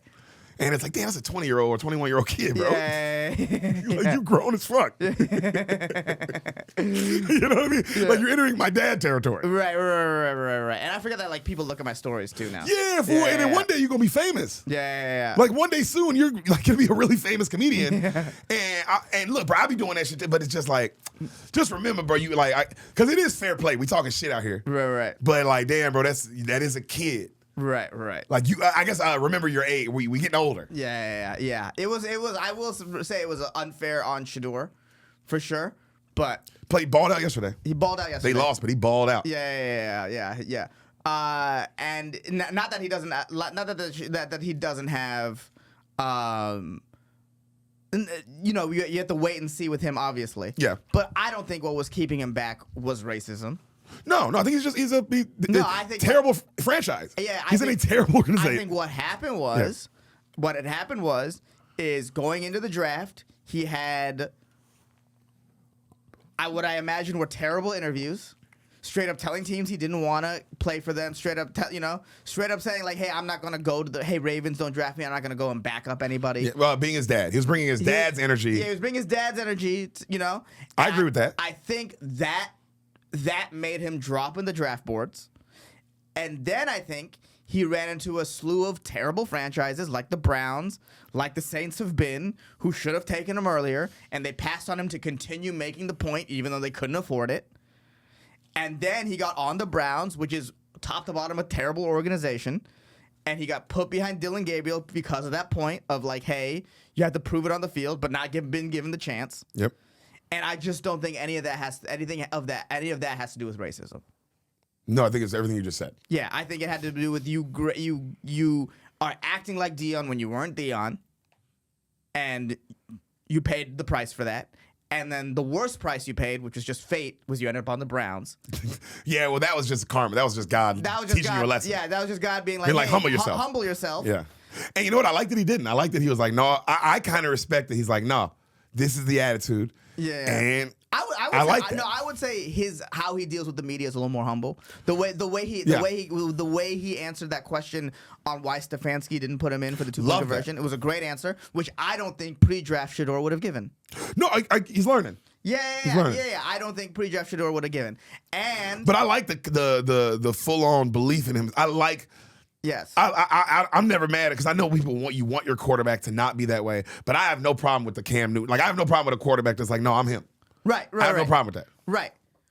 And it's also easier for people to be like, because Cam Newton, it's not like Cam Newton fell for being that guy, but Cam Newton also was like that guy. Cam Newton was him in college. Cam Newton was Deion Sanders in college. Yes. That's Shador was not him in college. Shador was good. A very good player in college. He was a good player, but he wasn't a top draft quarterback pick in college. Yes. But he was not a great all-time pantheon college player like Cam Newton or Deion. Right, exactly. And he got punished. Like Travis Hunter. Yeah, he got punished for that, and that's really what happened. And then he ended up on the Browns, and that's why the Browns started Dylan Gabriel over him when they clearly should have started him. He's clearly better. It's not even close. Yeah, because the Browns are the Browns. Yes. The Browns, they gave $230 million guaranteed to a quarterback that didn't play in 2 years and had sexual assault allegations. Yes. They're the Browns. And they got rid of Baker Mayfield for that. They're the Browns. They make bad decisions, not based on race, based on the fact that they're fucking Browns. Yes. And they've always been the Browns, and they are who they thought they were. And they will never let themselves off the hook. They will never, yeah. And you take forever to start Shador, which was ridiculous. Yes. Probably could have won more games. Probably could have won more games. And then he leads his comeback against the Titans, and then you don't put him in for the 2-point conversion. But that's Brown shit. Yeah, that's Brown shit. That's Brown shit. That ain't got nothing to do with him. That's not racism. That's Brown shit. Yeah. The Browns are bad, which sounds like a very racist sentence out of context. Yeah, I mean, it was funny as I was listening. It's like this isn't helping that it's the Browns. I really wish this was the Bengals. Yeah. Yeah. But that's how I felt. That's fair. That's fair. It was definitely a little harsh on Shedeur, but and maybe who I was trying to take the hit didn't come across. That's fair. Yeah. Because it's just it's like because people are like, oh, JJ McCarthy is being called confident or whatever, and it's like, no, JJ McCarthy is also being called people are making fun of him for his I'm number 9 or whatever he was saying. Yeah. It's just that he got drafted higher because he won a national championship. He did win an Addy. Yeah. And I'm going to be honest, if I had to pick between Shedeur and JJ McCarthy, I would have picked Shedeur. I'm picking Shedeur. Yeah, I'm picking Shedeur. I never thought JJ McCarthy was He's good. Yeah. I told you that. He's a football player. He's he's young. Right now he's inconsistent. But Yeah, when he he is. looks good, he looks good. He is. I'm not saying whether he's going to be. I say that guy's a football player. Yes, he's a football player. He wins games in the National Football League. He's done that. That guy's a football player. That motherfucker play football, fool. So that's what I like about him. Is like, no, he got it. He's going to be in this league. Right. Whether it be starter or backup, he's going to be in this league, bro. He's going to play. He's got big backup energy. Maybe. Yeah, maybe. But we'll see. I don't know. I think the script's still going to be written on JJ. But I think Shedeur is a starting quarterback in the NFL. But I thought that anyway. I was like, he should have been a top draft pick. Because when you watch him play, it's like, oh, no, that's a quarterback. That's an NFL quarterback. He makes NFL quarterback throws. Just got to learn to take less sacks and things like that. You got to learn like to when I was watching ball. him, get rid of the ball. It's also, he's playing for the Browns and they're terrible. Doesn't help. Yeah. That defense is unreal though. Yeah, but that defense has been unreal for years. Yeah. Well, they got the best player in the football. Yeah. That defense has been unreal for years, and they can't do anything with it. Yeah. Because I always thought Myles Garrett was like one of the best defensive players, and then but now I'm like, oh no, he's been the best. He's been the best player in football probably for a minute now. Yeah. He's just been on the Browns, so nobody knew. Yeah. But he's the best player in football. Damn. Like might be he's better than Mahomes, and you know what I'm saying. He's the best player. They're just so bad. They're just so consistently bad always. I mean, they're not going to be good. They're not going to be good anytime with this Watson contract. No, they're fucked. They're fucked. They're fucked. I can't believe they did that. Because what do you do? Because Watson will be back next year, and you have to pay him, and he's on the team, and they're not getting rid of him. So it's like, do you play him? Can't play him. You're paying him you're gonna pay him because you got to pay him like $40 or $60 million. Well, then if you play him, it's like, what the fuck? But you're paying him $40, $60 million. But you can't. You have a chance. Like if Shedeur develops into something, you have a chance there at an actual quarterback. Watson's done. Watson's played in the last 5 years, played 7 games or whatever the fuck. Are you gonna really play him just because you invested money? You've already lost the money. You just have to. It's just an empty hole in your roster, and you hope that Watson can add some sort of veteran presence for Shedeur.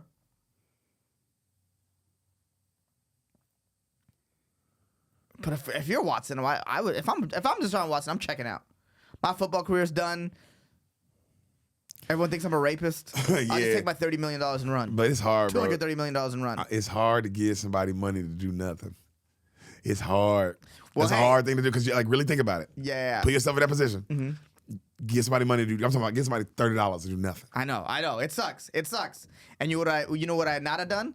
I would not have paid the $30 million. I would not have paid that $30 up front without knowing what they could do. But you're here now. You already did it. And you have to take the loss. It's a sunk cost. You have to take the loss. Because the cost of you playing him over Shedeur is worse than you just playing Shedeur and leaving him on the bench. Because what's going to happen is Shadeur's going to leave, and what if he develops into a quarterback? That's what's definitely going to happen. Yeah. If you let him go. Val just leave? Val's a big Shedeur Sanders fan? Yo, Val's a big Stefanski. Yeah. She loves Stefanski. Yeah. Yo, Val just got up and our producer just got up and walked out. Damn, bro. She really hated the football talk. Yeah, I know, right? Val, we don't have to talk football no more. Yeah, okay. We can talk about other stuff. We can talk about football for a while. How's your period? Yeah. This is How's your period? Is it good? Yeah. We should pop the poppers when she comes back. Oh, fuck the poppers at this point. It's so hard. Yeah, we've never done. We're an hour and a half in. We haven't done any 100th episode stuff. Well, I was having a good talk with my buddy. Yeah, we were just hanging out. This is what the 100 episode's about. We're Well, like, I miss my boy. I haven't talked to my boy in a minute. Yeah, it's been a while. We brought each other gifts. We want to go over that? Yeah, but we got to fucking.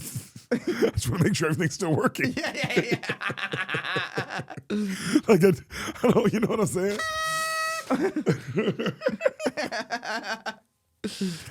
Oh, dude. That's so You fun. went to WWE.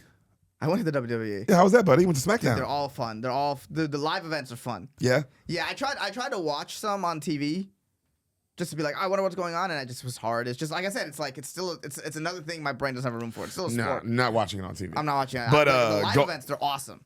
They're Unreal. awesome, and we went. It's cool to go with like Drew the server and Mark, the bartender. Yeah, because they're diehards. They're diehards, and they were telling me like what was about to happen before it was happening, and it was kind of like, damn, you're like tuned into the storyline. Yeah, they love that shit. Yeah. They It's really crazy. know The people storyline. love it. Love Yeah, it. I learned SmackDown and Raw were different. Yeah, they're different. Like I knew they were different shows. I didn't know there were two separate storylines. That's what I learned. That's what every time I go, I learn something new, which is awesome. But The world is amazing. I learned that the two separate storylines that come together for the big pay-per-view events. Yeah. But there's like Raw guys and SmackDown guys. I didn't know that. Yeah. It's genius. Yeah. It's like, oh, that makes sense. Like that's why you have two shows. And there used to be a draft. Apparently, they don't do that anymore. Interesting. Yeah. But yeah. That's the big thing I learned. There's SmackDown guys. There's Raw Raw guys. guys. Monday night. Monday night and Thursday night, baby. Is SmackDown Thursday? Yeah, SmackDown's on Thursdays. Right? Or it used to be. No, Maybe it was on changed Saturday. I guess, you know what's funny? When I was a kid, it was always on Thursdays. Okay, because we went on Friday. Oh. I think SmackDown's on Fridays. Yeah. It used to be on Thursdays when I was a Okay, kid. But okay. Monday Night Raw. Is Raw the bigger brand or is SmackDown the bigger brand? I don't know what's bigger. When I was a kid, they were both so big. I would say Raw. I guess Raw was maybe more, Monday Night Raw. Right. But it's like, what's bigger, Monday Night Football or Sunday Night Football? Yeah, it's like, I don't know. I guess I'm gonna say Monday night because I'm gonna like say Monday night. Monday because it's a bigger thing. So Yeah. I think Monday Night Raw just because the word Monday's in it. Right. Okay. And Raw I sounds think Monday's cool than SmackDown. it does. But I think Monday's taking a lot of the fame. Yeah. Like Monday's bringing a lot of the fame in that. Yeah, it's doing a lot of the heavy Because bro, lifting. Monday is more famous than Thursday. Yes. Oh yeah. People hate Mondays. Yeah. Now is Monday more famous than Friday? No.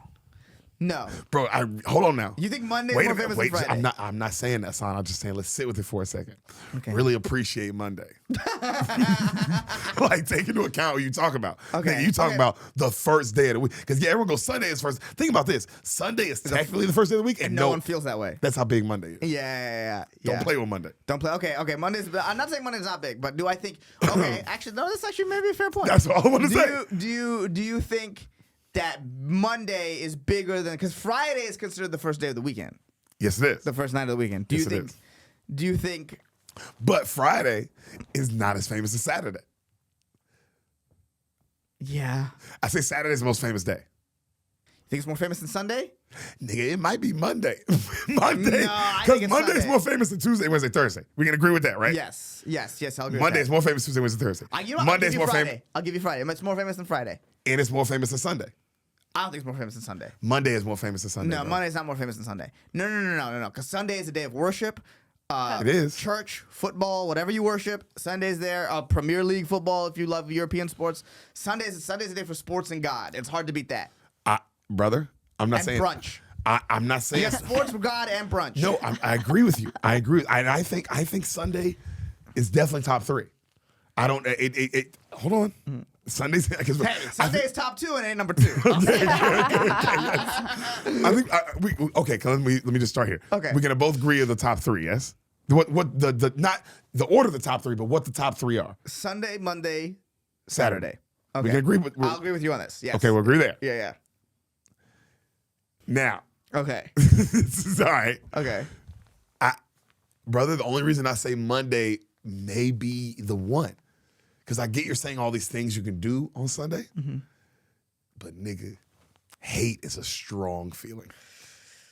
Niggas hate Mondays, and hate is more powerful. I know people say love, but it's like hate is like I'm on some dark side. Like I don't. that's think, where the unlimited power is. I don't think hate. Hate is famous. Hate is famous, but I think you're underestimating love. No. Love is love. I'm not saying love is not more powerful, and Sunday's not a better day. Yeah. I'm saying what's more famous, nigga. Bro, the devil is famous, bro. Yeah. Nigga is- But the devil is not more famous than God. Is he not? How you know? Friday is better than Monday. No, We're better not is a talking different about word. better. We're not talking about better. We're talking about more famous. Nigga, More I famous. would say Thursday is better than Monday. Thursday is much better than Monday. Thursday's it's not a- more famous than Monday. No, not more famous. I think the Friday fact is more that you have to famous. go back to work on Monday, That's what I'm saying, That's fool. what makes it huge. That hate, that there's a hate from Mondays. yes. There's a hate. That's powerful, bro. I will say this. First off, hate and love are the same thing anyway. I will say this. Monday is the only day that you dread, and it kind of encroaches on your Sunday. At the end of Sunday, you are like, tomorrow's Monday. Yep. Nigga, Monday's him. Don't play Monday. I know Monday's him. I know Monday's him. Is Monday your 2? Monday's my 2. It's got to be Sunday 1. It's got to You be got Sunday Saturday at 3, huh? 1. I got Saturday at 3. Got Saturday I at 3. think I got Monday 1. Are you putting Saturday over Sunday? You're fucking out of your mind if Saturday's over Sunday. Don't even. I can't even believe you're thinking about it. The fuck are you talking about? Let me think about it. I can't even think about it. Because the whole discussion is Monday, Sunday. But if you put Saturday as number 2, then you have to have the Saturday, Monday discussion Hold before on. you even put Saturday number 2. Hold on. Yes, we've been discussing Monday and Sunday. Yeah. But that's like Saturday. It's not. I haven't been ignoring Saturday. We've just been talking about Sunday and Monday. Okay. Nigga, we can talk Saturday. You want to talk Saturday? Because, bro, we start talking Saturday, you're going to be like, God damn. Saturday is the one actual, truly enjoyable day on earth. Because, like you said, Sunday encroaches on Monday. Friday You're working the beginning of Friday. Saturday is the day. Yeah. That is the Lord's day. That is truly the Lord's day. Because even God know, like, no, I need a day where nothing's going on. Right. Nothing. And that's Saturday. Sunday, you got to worship. You got to do things. No, Saturday is the most enjoyable day, but that's not what we're talking about. No, I know That's that. not what we're talking about. I know that, but my point is, like, it's like, I know Saturday is the most enjoyable day. To me, it's like, nigga, who really is bigger than Flo Rida? Who really is bigger than Pitbull? It gets crazy. it gets crazy on Saturdays, bro. Because I know you're like, oh no, like, man, like, there's Michael Jackson, there's all these people, right? And it's like, yeah, they bigger, bro. But nigga, if I put on Fireball, I'll shut this bitch down. Yeah. Saturday there's a party fun element that I think can't be ignored. It can't be ignored. It just can't. And I know it's like, oh, it's because the other days is fun, but Saturday is the definition of fun is Saturday. If you look up the word fun, it's Saturday. That's the definition. So yeah, Saturday is the case. And I think that's why I got to go Monday, Saturday, Sunday. Okay. I go all things considered, Sunday, Monday, Saturday. Can't believe you're going Sunday over Monday, bro. Yes. I think that's the craziest one. Monday's so famous, fool. Monday's so fucking famous, nigga. No. Monday can't go nowhere. Nah, dude. God rested on the 7th day, son. Day.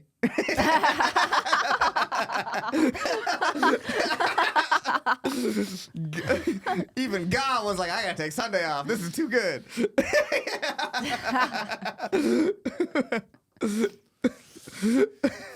Yeah, he did. Yeah. He did, but man, bro. Yeah, and who am I to question God like you are, laughing in his face? But even Putting him God, third. was like, yo, what's tomorrow? And they were like, Monday. He was like, fuck. That's And a then strong. Saturday, God was like, shot. You see what I'm saying? So it's like, I don't know, man. I don't know. You know? And we'll leave that for the people. Yeah. You guys let us know. Yeah. I think me and Ehsan nailed it. But we all agree Wednesday's the worst, right? Fuck Wednesday. Yeah, Wednesday's the worst. Least famous and worst. Yeah. Literally none of the other days want to hang out with that nigga. No. Just a vibe killer. Shut up. Yeah, I know. This is the furthest point away from the weekend. It's like, just work on yourself. Dude, yeah. Dude. Saturday would never say some stupid ass shit like that. Yeah. It's called a hump day because you have to get over me. What the fuck's going on, Eeyore? Yeah, fucking bitch. Fuck all my homies hate Wednesday. Yeah, they do.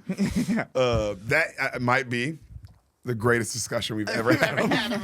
Yeah. That, you know how we were like talking about Paul Dano and serious stuff and Kill Tony and all that? Bro, that's just us trying to get to that. Yeah. We finally We're trying to find our It groove. took an hour and a half to get there, but we got there today. That's the groove. That's the groove. Yeah. And you gotta sometimes sit for an hour and a half to get to some genius shit like what's the most famous day. Yeah. And I don't give a fuck if anybody's like, oh, bro, that's the most genius thing we've ever talked about. Yeah, that's kind of And guys, ranking the days. We promise 100 more episodes of content like that. We can promise that, right, buddy? Yes, we can promise that. Because I think, and I'm saying this right now. Let's do some predictions. I think by the time we hit episode, but we all got to go around, but predictions, but things we think by the time we hit episode 200. Because that's like 2 years from now. Yes, it is. I think episode 200, Ehsan Ahmad is famous. I think you are B-list famous. Damn. Famous. That goes in line with my prediction where I replace you with Jake from State Farm.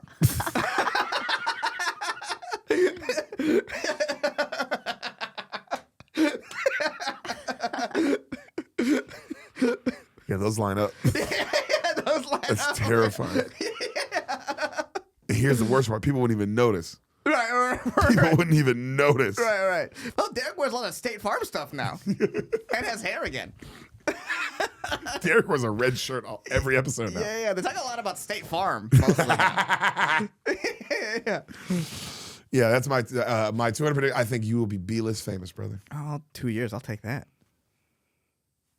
Is it my turn next? Yeah, or Val. Prediction? Yeah, I want to hear Val's prediction. What do you think of what's going on episode by episode 200? Damn. By episode 200? Yeah, I think Ehsan is B-list famous, but our views have decreased. So there's a problem. Yeah. There's a disconnect. Yeah. I think we'll have created our own piece of show media. Something different. Something different that like... Oh, like full on found our brand? Or what the Solid Show is? I don't know whether it's like we come out with like a short film or like a short series or something like that, but we're going to like make a high quality piece of content. To that Ooh, extent. you talking like some Gillian Keeves, like making a piece of content type Yes. shit, like making a thing. Yes. I like that. I like episode 200. I like that's 2 years. Oh, wow. Yeah. I was thinking more like, I think we're going to start like, we're like showing up on some charts every once in a while. We're really moving and people are like really like. So what do you think about episode 200? She thinks we'll put out some cool thing. Mm-hmm. I think you'll be B-list famous. What do you think? Oh, no, I think that this is going to be one of those pods that everyone's like, whoa, this is like. Do you think we'll be in the charts consistently? Yeah, I think. Like by episode 200, we're in the charts. I think we're gonna start like. I think by 200, we're gonna start like seeing us in the charts more and more. I think we'll like peak. Well, like you know how we peaked at 78 Yeah. this year. We had one episode to go. I think we're gonna see more and more episodes do that. By 200, we'll be consistently in the charts. Yeah. We'll be like, oh man, like at least once a month they're in the charts, and then by 300, we're like in that bitch. But I think that's a good prediction though. By Yeah. 200, we are consistently in the Yeah, charts. you'll see us like, oh shit, okay. I like all three predictions. I do like all three. I mean, with classic Monday Sunday riffs, how can you not? No one's talking about this. Ain't nobody. No one. Bro, I've been listening to pods since Pete Holmes. You made it weird. Yeah. Ain't heard No nobody one- discuss what's the most famous day. Yeah. These bitch ass niggas could never. No, You know what I'm no, saying? they could never. They couldn't even get there They because could you got to never. go through a lot of bullshit to get there. You got to wade through a lot of shit Yeah. to get to that great debate. We got each other gifts. We should go. Now, Yes. this was what our game for today Mm-hmm. for the 100th episode. We didn't even tell Val about this. No. So Val, Yes. what me and Ehsan decided to do was to get each other gifts. We had to get each other gifts for the 100th episode. Right. But what is the rule, Ehsan? It had to be from stuff lying around our house. We couldn't. No buy purchases. anything. No purchases. Actual gifts, Mm-hmm. but from something that's in the house. Yes. All right, you want to go first? Okay. So I got two. I like how the 100th episode is a recession indicator. That's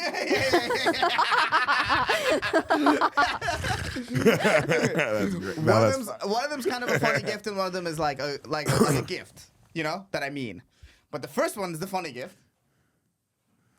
So, Deric came over to my place. So basically, what I have been doing. This is a jar of peanut butter. Oh my God. So what I have been doing is what's it called? When I want ice cream, I'll just eat a little peanut butter, right? It sort of tastes Instead of getting sugar. instead of getting like ice cream or whatever the fuck, right? So I just been ordering it off Amazon because there was like 2 weeks where the grocery store didn't have the peanut butter when they were having those like supply issues. So I've been and so I continued to order on Amazon, and for whatever reason they changed the box. I was like, oh, they changed the packaging. No idea I was buying a Donkey Kong barrel of peanut butter, right? And so Deric saw me, and this is not the one I've been eating. They actually sent 2 at a time. they had a monkey throw it from the top of our apartment. While you were trying to go up the stairs? Yeah, I was trying to go up the stairs, and I jumped over them. I caught one. I caught a couple, brought them back. And I know Sam eats peanut butter as well. And I thought this was really funny to give you the other one. Bro. Oh my God, it's so heavy. Yeah. You can also work out with it. It's like a Heisman Trophy. Yeah. Where they're Yeah.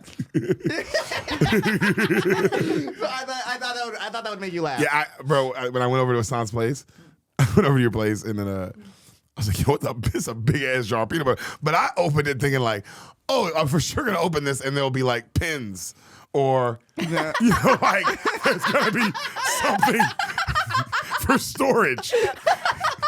This isn't actually peanut butter.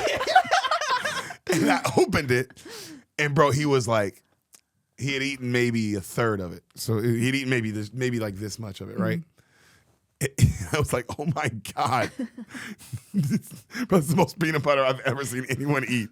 Bro, it's to the brim, guys. Yeah, it's stocked full of peanut butter.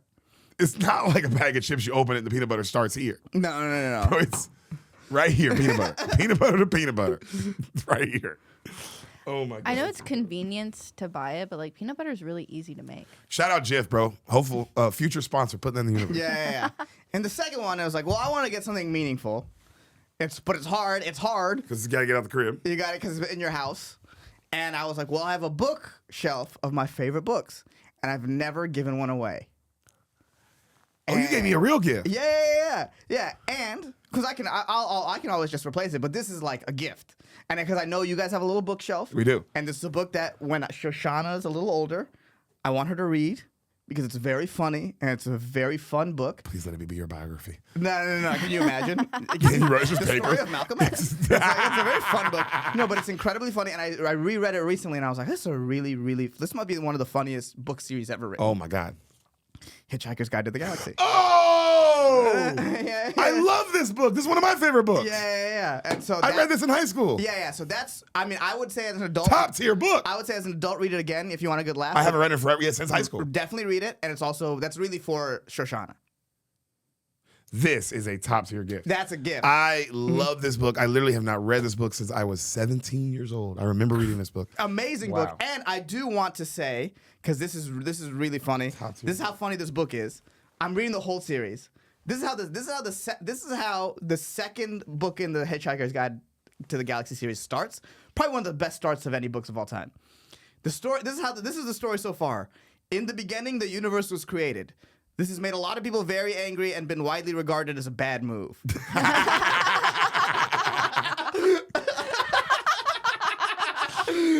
how the second book of the series starts. Unbelievable. This book is so fucking good and so fucking funny. Yeah, I mean, I remember it being just such a good thing.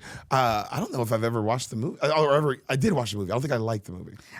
It's not memorable like the book. Well, reading the book and being like, oh, how would you even make this into a movie, really? Yeah. You know? So yeah, those are the gifts were phenomenal gifts. Now, I got you everything inside. Now, obviously, Sam did the packaging. Of course. But I got you a couple gifts as well. I'll tell you the thought behind each one as we go. Okay.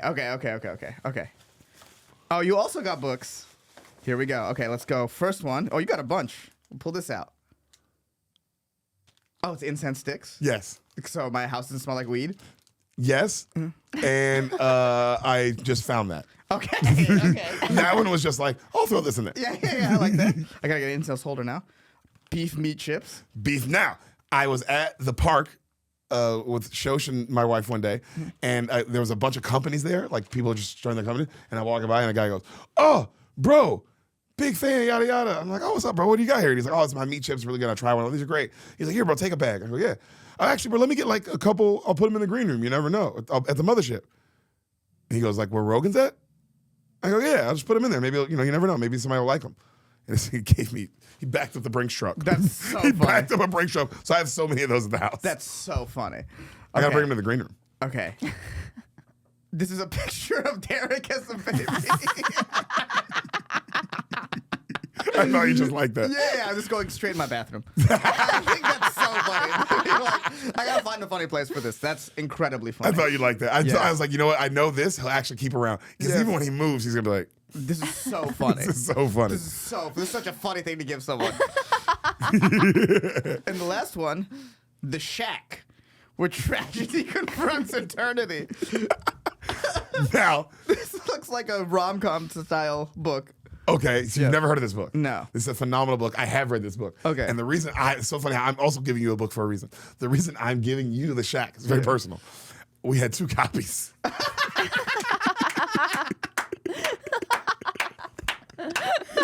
Copies. And I was like, Ehsan would love this. You have to read this for me. Yeah, okay. Now, it's truly the saddest book of all time. You know, this is the funniest book. This might be the most tragic story ever. It's about a man whose daughter was murdered, and they never found the killer. And he goes to the shack where it happened, and in the woods, and he talks to God, and he has a horrible dealing with talking to God about the death of his daughter, and it is intense. So yeah, have fun with that, bud.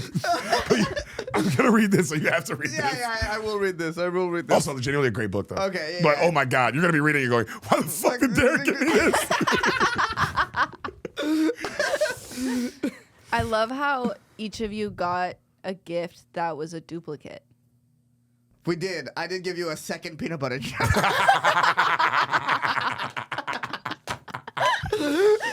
Now, here is the separator. Okay. This is what separates me and you. What? I also got Val something. You got Val something? Me? Yep. Val, Yes. I got you a sparkling cider. Yeah. Figured you like that. We had 2 of them. We had extras from Thanksgiving. Yeah. And Yay. I got you a Dr. Squatch soap because you're a whale and it smells like the ocean in here always. It's really delicious. Thank you, That is Deric. so funny. Huzzah. That's so funny. Thank you so much. Dude, smell Wow. that. Smell that soap though. Yeah. Wow, it smells really nice. They're very nice, guys. That's been 100 fucking episodes That's of the been Solid 100 Show. episodes. Thank you to Val. Yes, it's Thank you to Ehsan. I love you both very much, and I'm very thankful I have both of you in my life, and that we do this pod together. And I love you guys seriously a lot.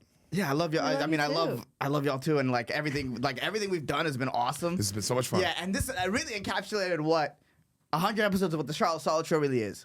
We talked about what we saw on the internet. We talked seriously about comedy. We talked seriously about sports. And then we movies. had and movies. And then we had the Sunday debate, and we played a game at the end. What a fucking fun podcast. That's and guys, I promise you, at bare minimum, 100 more episodes of that. yeah. I cannot promise 200 more episodes No, of no, this.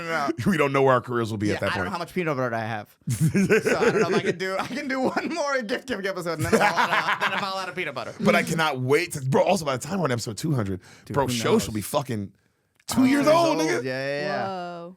Yeah. Like we're gonna be like, I'm gonna be a different man. Yeah, you'll be Jake from State Farm. I'll be Jake from State Farm. yeah. I'll have left Sam, and we've gotten back together Yeah, at that point. It's whole storyline. Yeah, the episode 150 to episode 200, it's crazy. It's crazy. In between. Yeah. And we'll have a solid Raw and a solid SmackDown. So we'll have 2 separate storylines. Oh my God, who knows where the show will be by then though? Who knows? And because I will say this, we do have some fun things cooking up. We got the first things first. We got to get Ehsan Ahmad special out. Yes. Too soon. January- Too soon. January Coming soon. 20th. We're gonna put it on here. We're doing it right here. I'm gonna make the call right now. January 20th. We're putting it on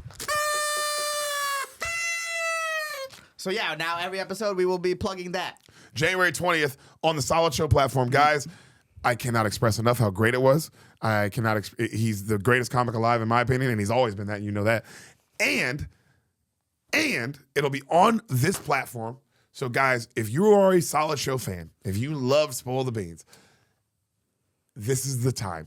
Like if you want to show your love, hit that share button with that. Yes. Yeah. We understand telling people about the pod, everybody listens to the pod, yada yada. But the comedy special, share it. Right. Share it. Leave a comment. Everyone who's ever commented on this pod, we need you commenting on the special. Yes. We need Absolutely. that. Run the fuck up. I'm talking about everyone who comments on this pod at all, and we're gonna keep plugging it. But like the moment that special drops, comment. Right. Even if it's just can't wait to watch it. A comment. Right. Run it up. I'd love to see like 100 comments before the first hour. That'd be fucking awesome. You know what I'm That'd be saying? fucking Just awesome. that I just support. Just initial support before even people start watching it. Right. That's what I want to see from the Solid Show people. Very Fuck yeah. excited. Too soon. Coming soon. Too soon, coming soon. January 20th, you said? January 20th. Woo! Woo. And then right after that, this is a promise, Ehsan, we do have some special things coming Yes, we do. for the listeners. And like very special just for you. So we're very excited. But too soon first. Yeah. I made a game for you guys. You made a game for us too. For today? Yeah. Okay. You know Well- what? To celebrate 100 episodes. Too late. See you guys next week. No, I'm excited. What is it? Yeah. Okay, so I wrote down I think it's like 5 of our episodes Okay. of before 50 and after 50. Okay. So you guys have to guess, did If this this- episode happen? Before 50 or after 50? Yeah. Oh, I love this. I love this. Okay. Okay. So the first ones. Heidi. The Heidi episode. Fuck, this is way harder than me. I was like, it's gonna be so easy, and this 50? is immediately hard. I'm gonna say Heidi was post 50. I'm going to say Heidi was after 50 as well. Before. Really? How's that possible? It's been that long? We That's did our Heidi second last biggest. year? That's our second biggest app. Damn. What number was that? Oh, I didn't write down the number. Okay. That'd have been really helpful. Adam Rowe. That's after. That's before. Yes, good job. Wait, which one? That was after. That was after. Yeah. Oh, sorry. I thought No, I said after. He said before. I said before. I was wrong on That's that. after. That's after. it's after. You're 1 for 1. I mean, you're 1 and 1. I'm 0 and 2. 02. Yeah. Russell P. Before. After. Before. Damn. You're 1 and 2. Yeah. And I'm 1 and 2. Yeah. Civil War. Before.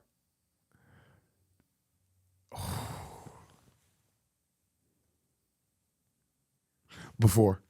Good job, both of you. Because I was thinking about when the movie came out. Yeah, when the movie came out. The movie Yeah, came out I a was while like, it ago. came out a while ago. It came out a while ago. Yeah. Danny Brown. Before. After. After. Yes! Damn, you're taking the lead. You're +1 on me. Artisan Donut. After. Before. After. Ooh, we're tied. Fuck. We're tied. Women's Ego. Before. Before. Yeah, before. Because that's one of the early clips. That's one of our first That's viral one of our first viral clips. Yeah. Ian Edwards.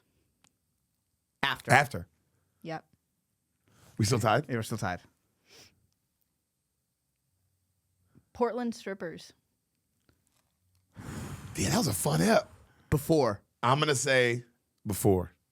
Yep. Yeah. Yeah, because I was like, I felt like that was an early one. was a while ago. That was an That was a early while one. I feel like ago. also I just remember that was like we were kind of finding the groove of like, Yeah. let's just kind of hang Let's out. kind of hang out. Yeah. What's better, Bob's Burgers or Severance? After. That's pretty Correct. recent. Because that's the Bob's Burger timeline. Yeah. That's pretty recent. Because that was during show she was about to be born. Yes, it was. Art of War. Ooh. Bro, that might be 50. No, 50 is Elvin Brown. That's how I'm going off of it. This is before or after Elvin Brown. I'm gonna say before. I'm going to say before. Correct. Yeah, that Art of War was one of our first also solo ones. Solo ones where it's like, oh, this is fun. Yeah. That was the last one I had. Okay, We tied? Yeah. As it's meant to be, brother. Yeah. As it's meant to be. I can Now, put a tiebreaker. you said what? Tiebreaker. No. I like it. No. I like the tie. Okay. This is the one time that's like, no, this a tie was good. Yeah, tie was good. A tie was Beautiful. good. Guys, Do we want to put? no. Let's not create more of a mess for us. Yeah, to clean up. we did it. Thank you to everyone who's listened to this pod for 1 minute, for watching one clip at all. Bro, that shit means a lot. Thank you so crazy. much. Yeah. And it's cool. And the people who watch for real, who are like growing with us, bro, love y'all. Love y'all. That shit means the world. We'll see you next week.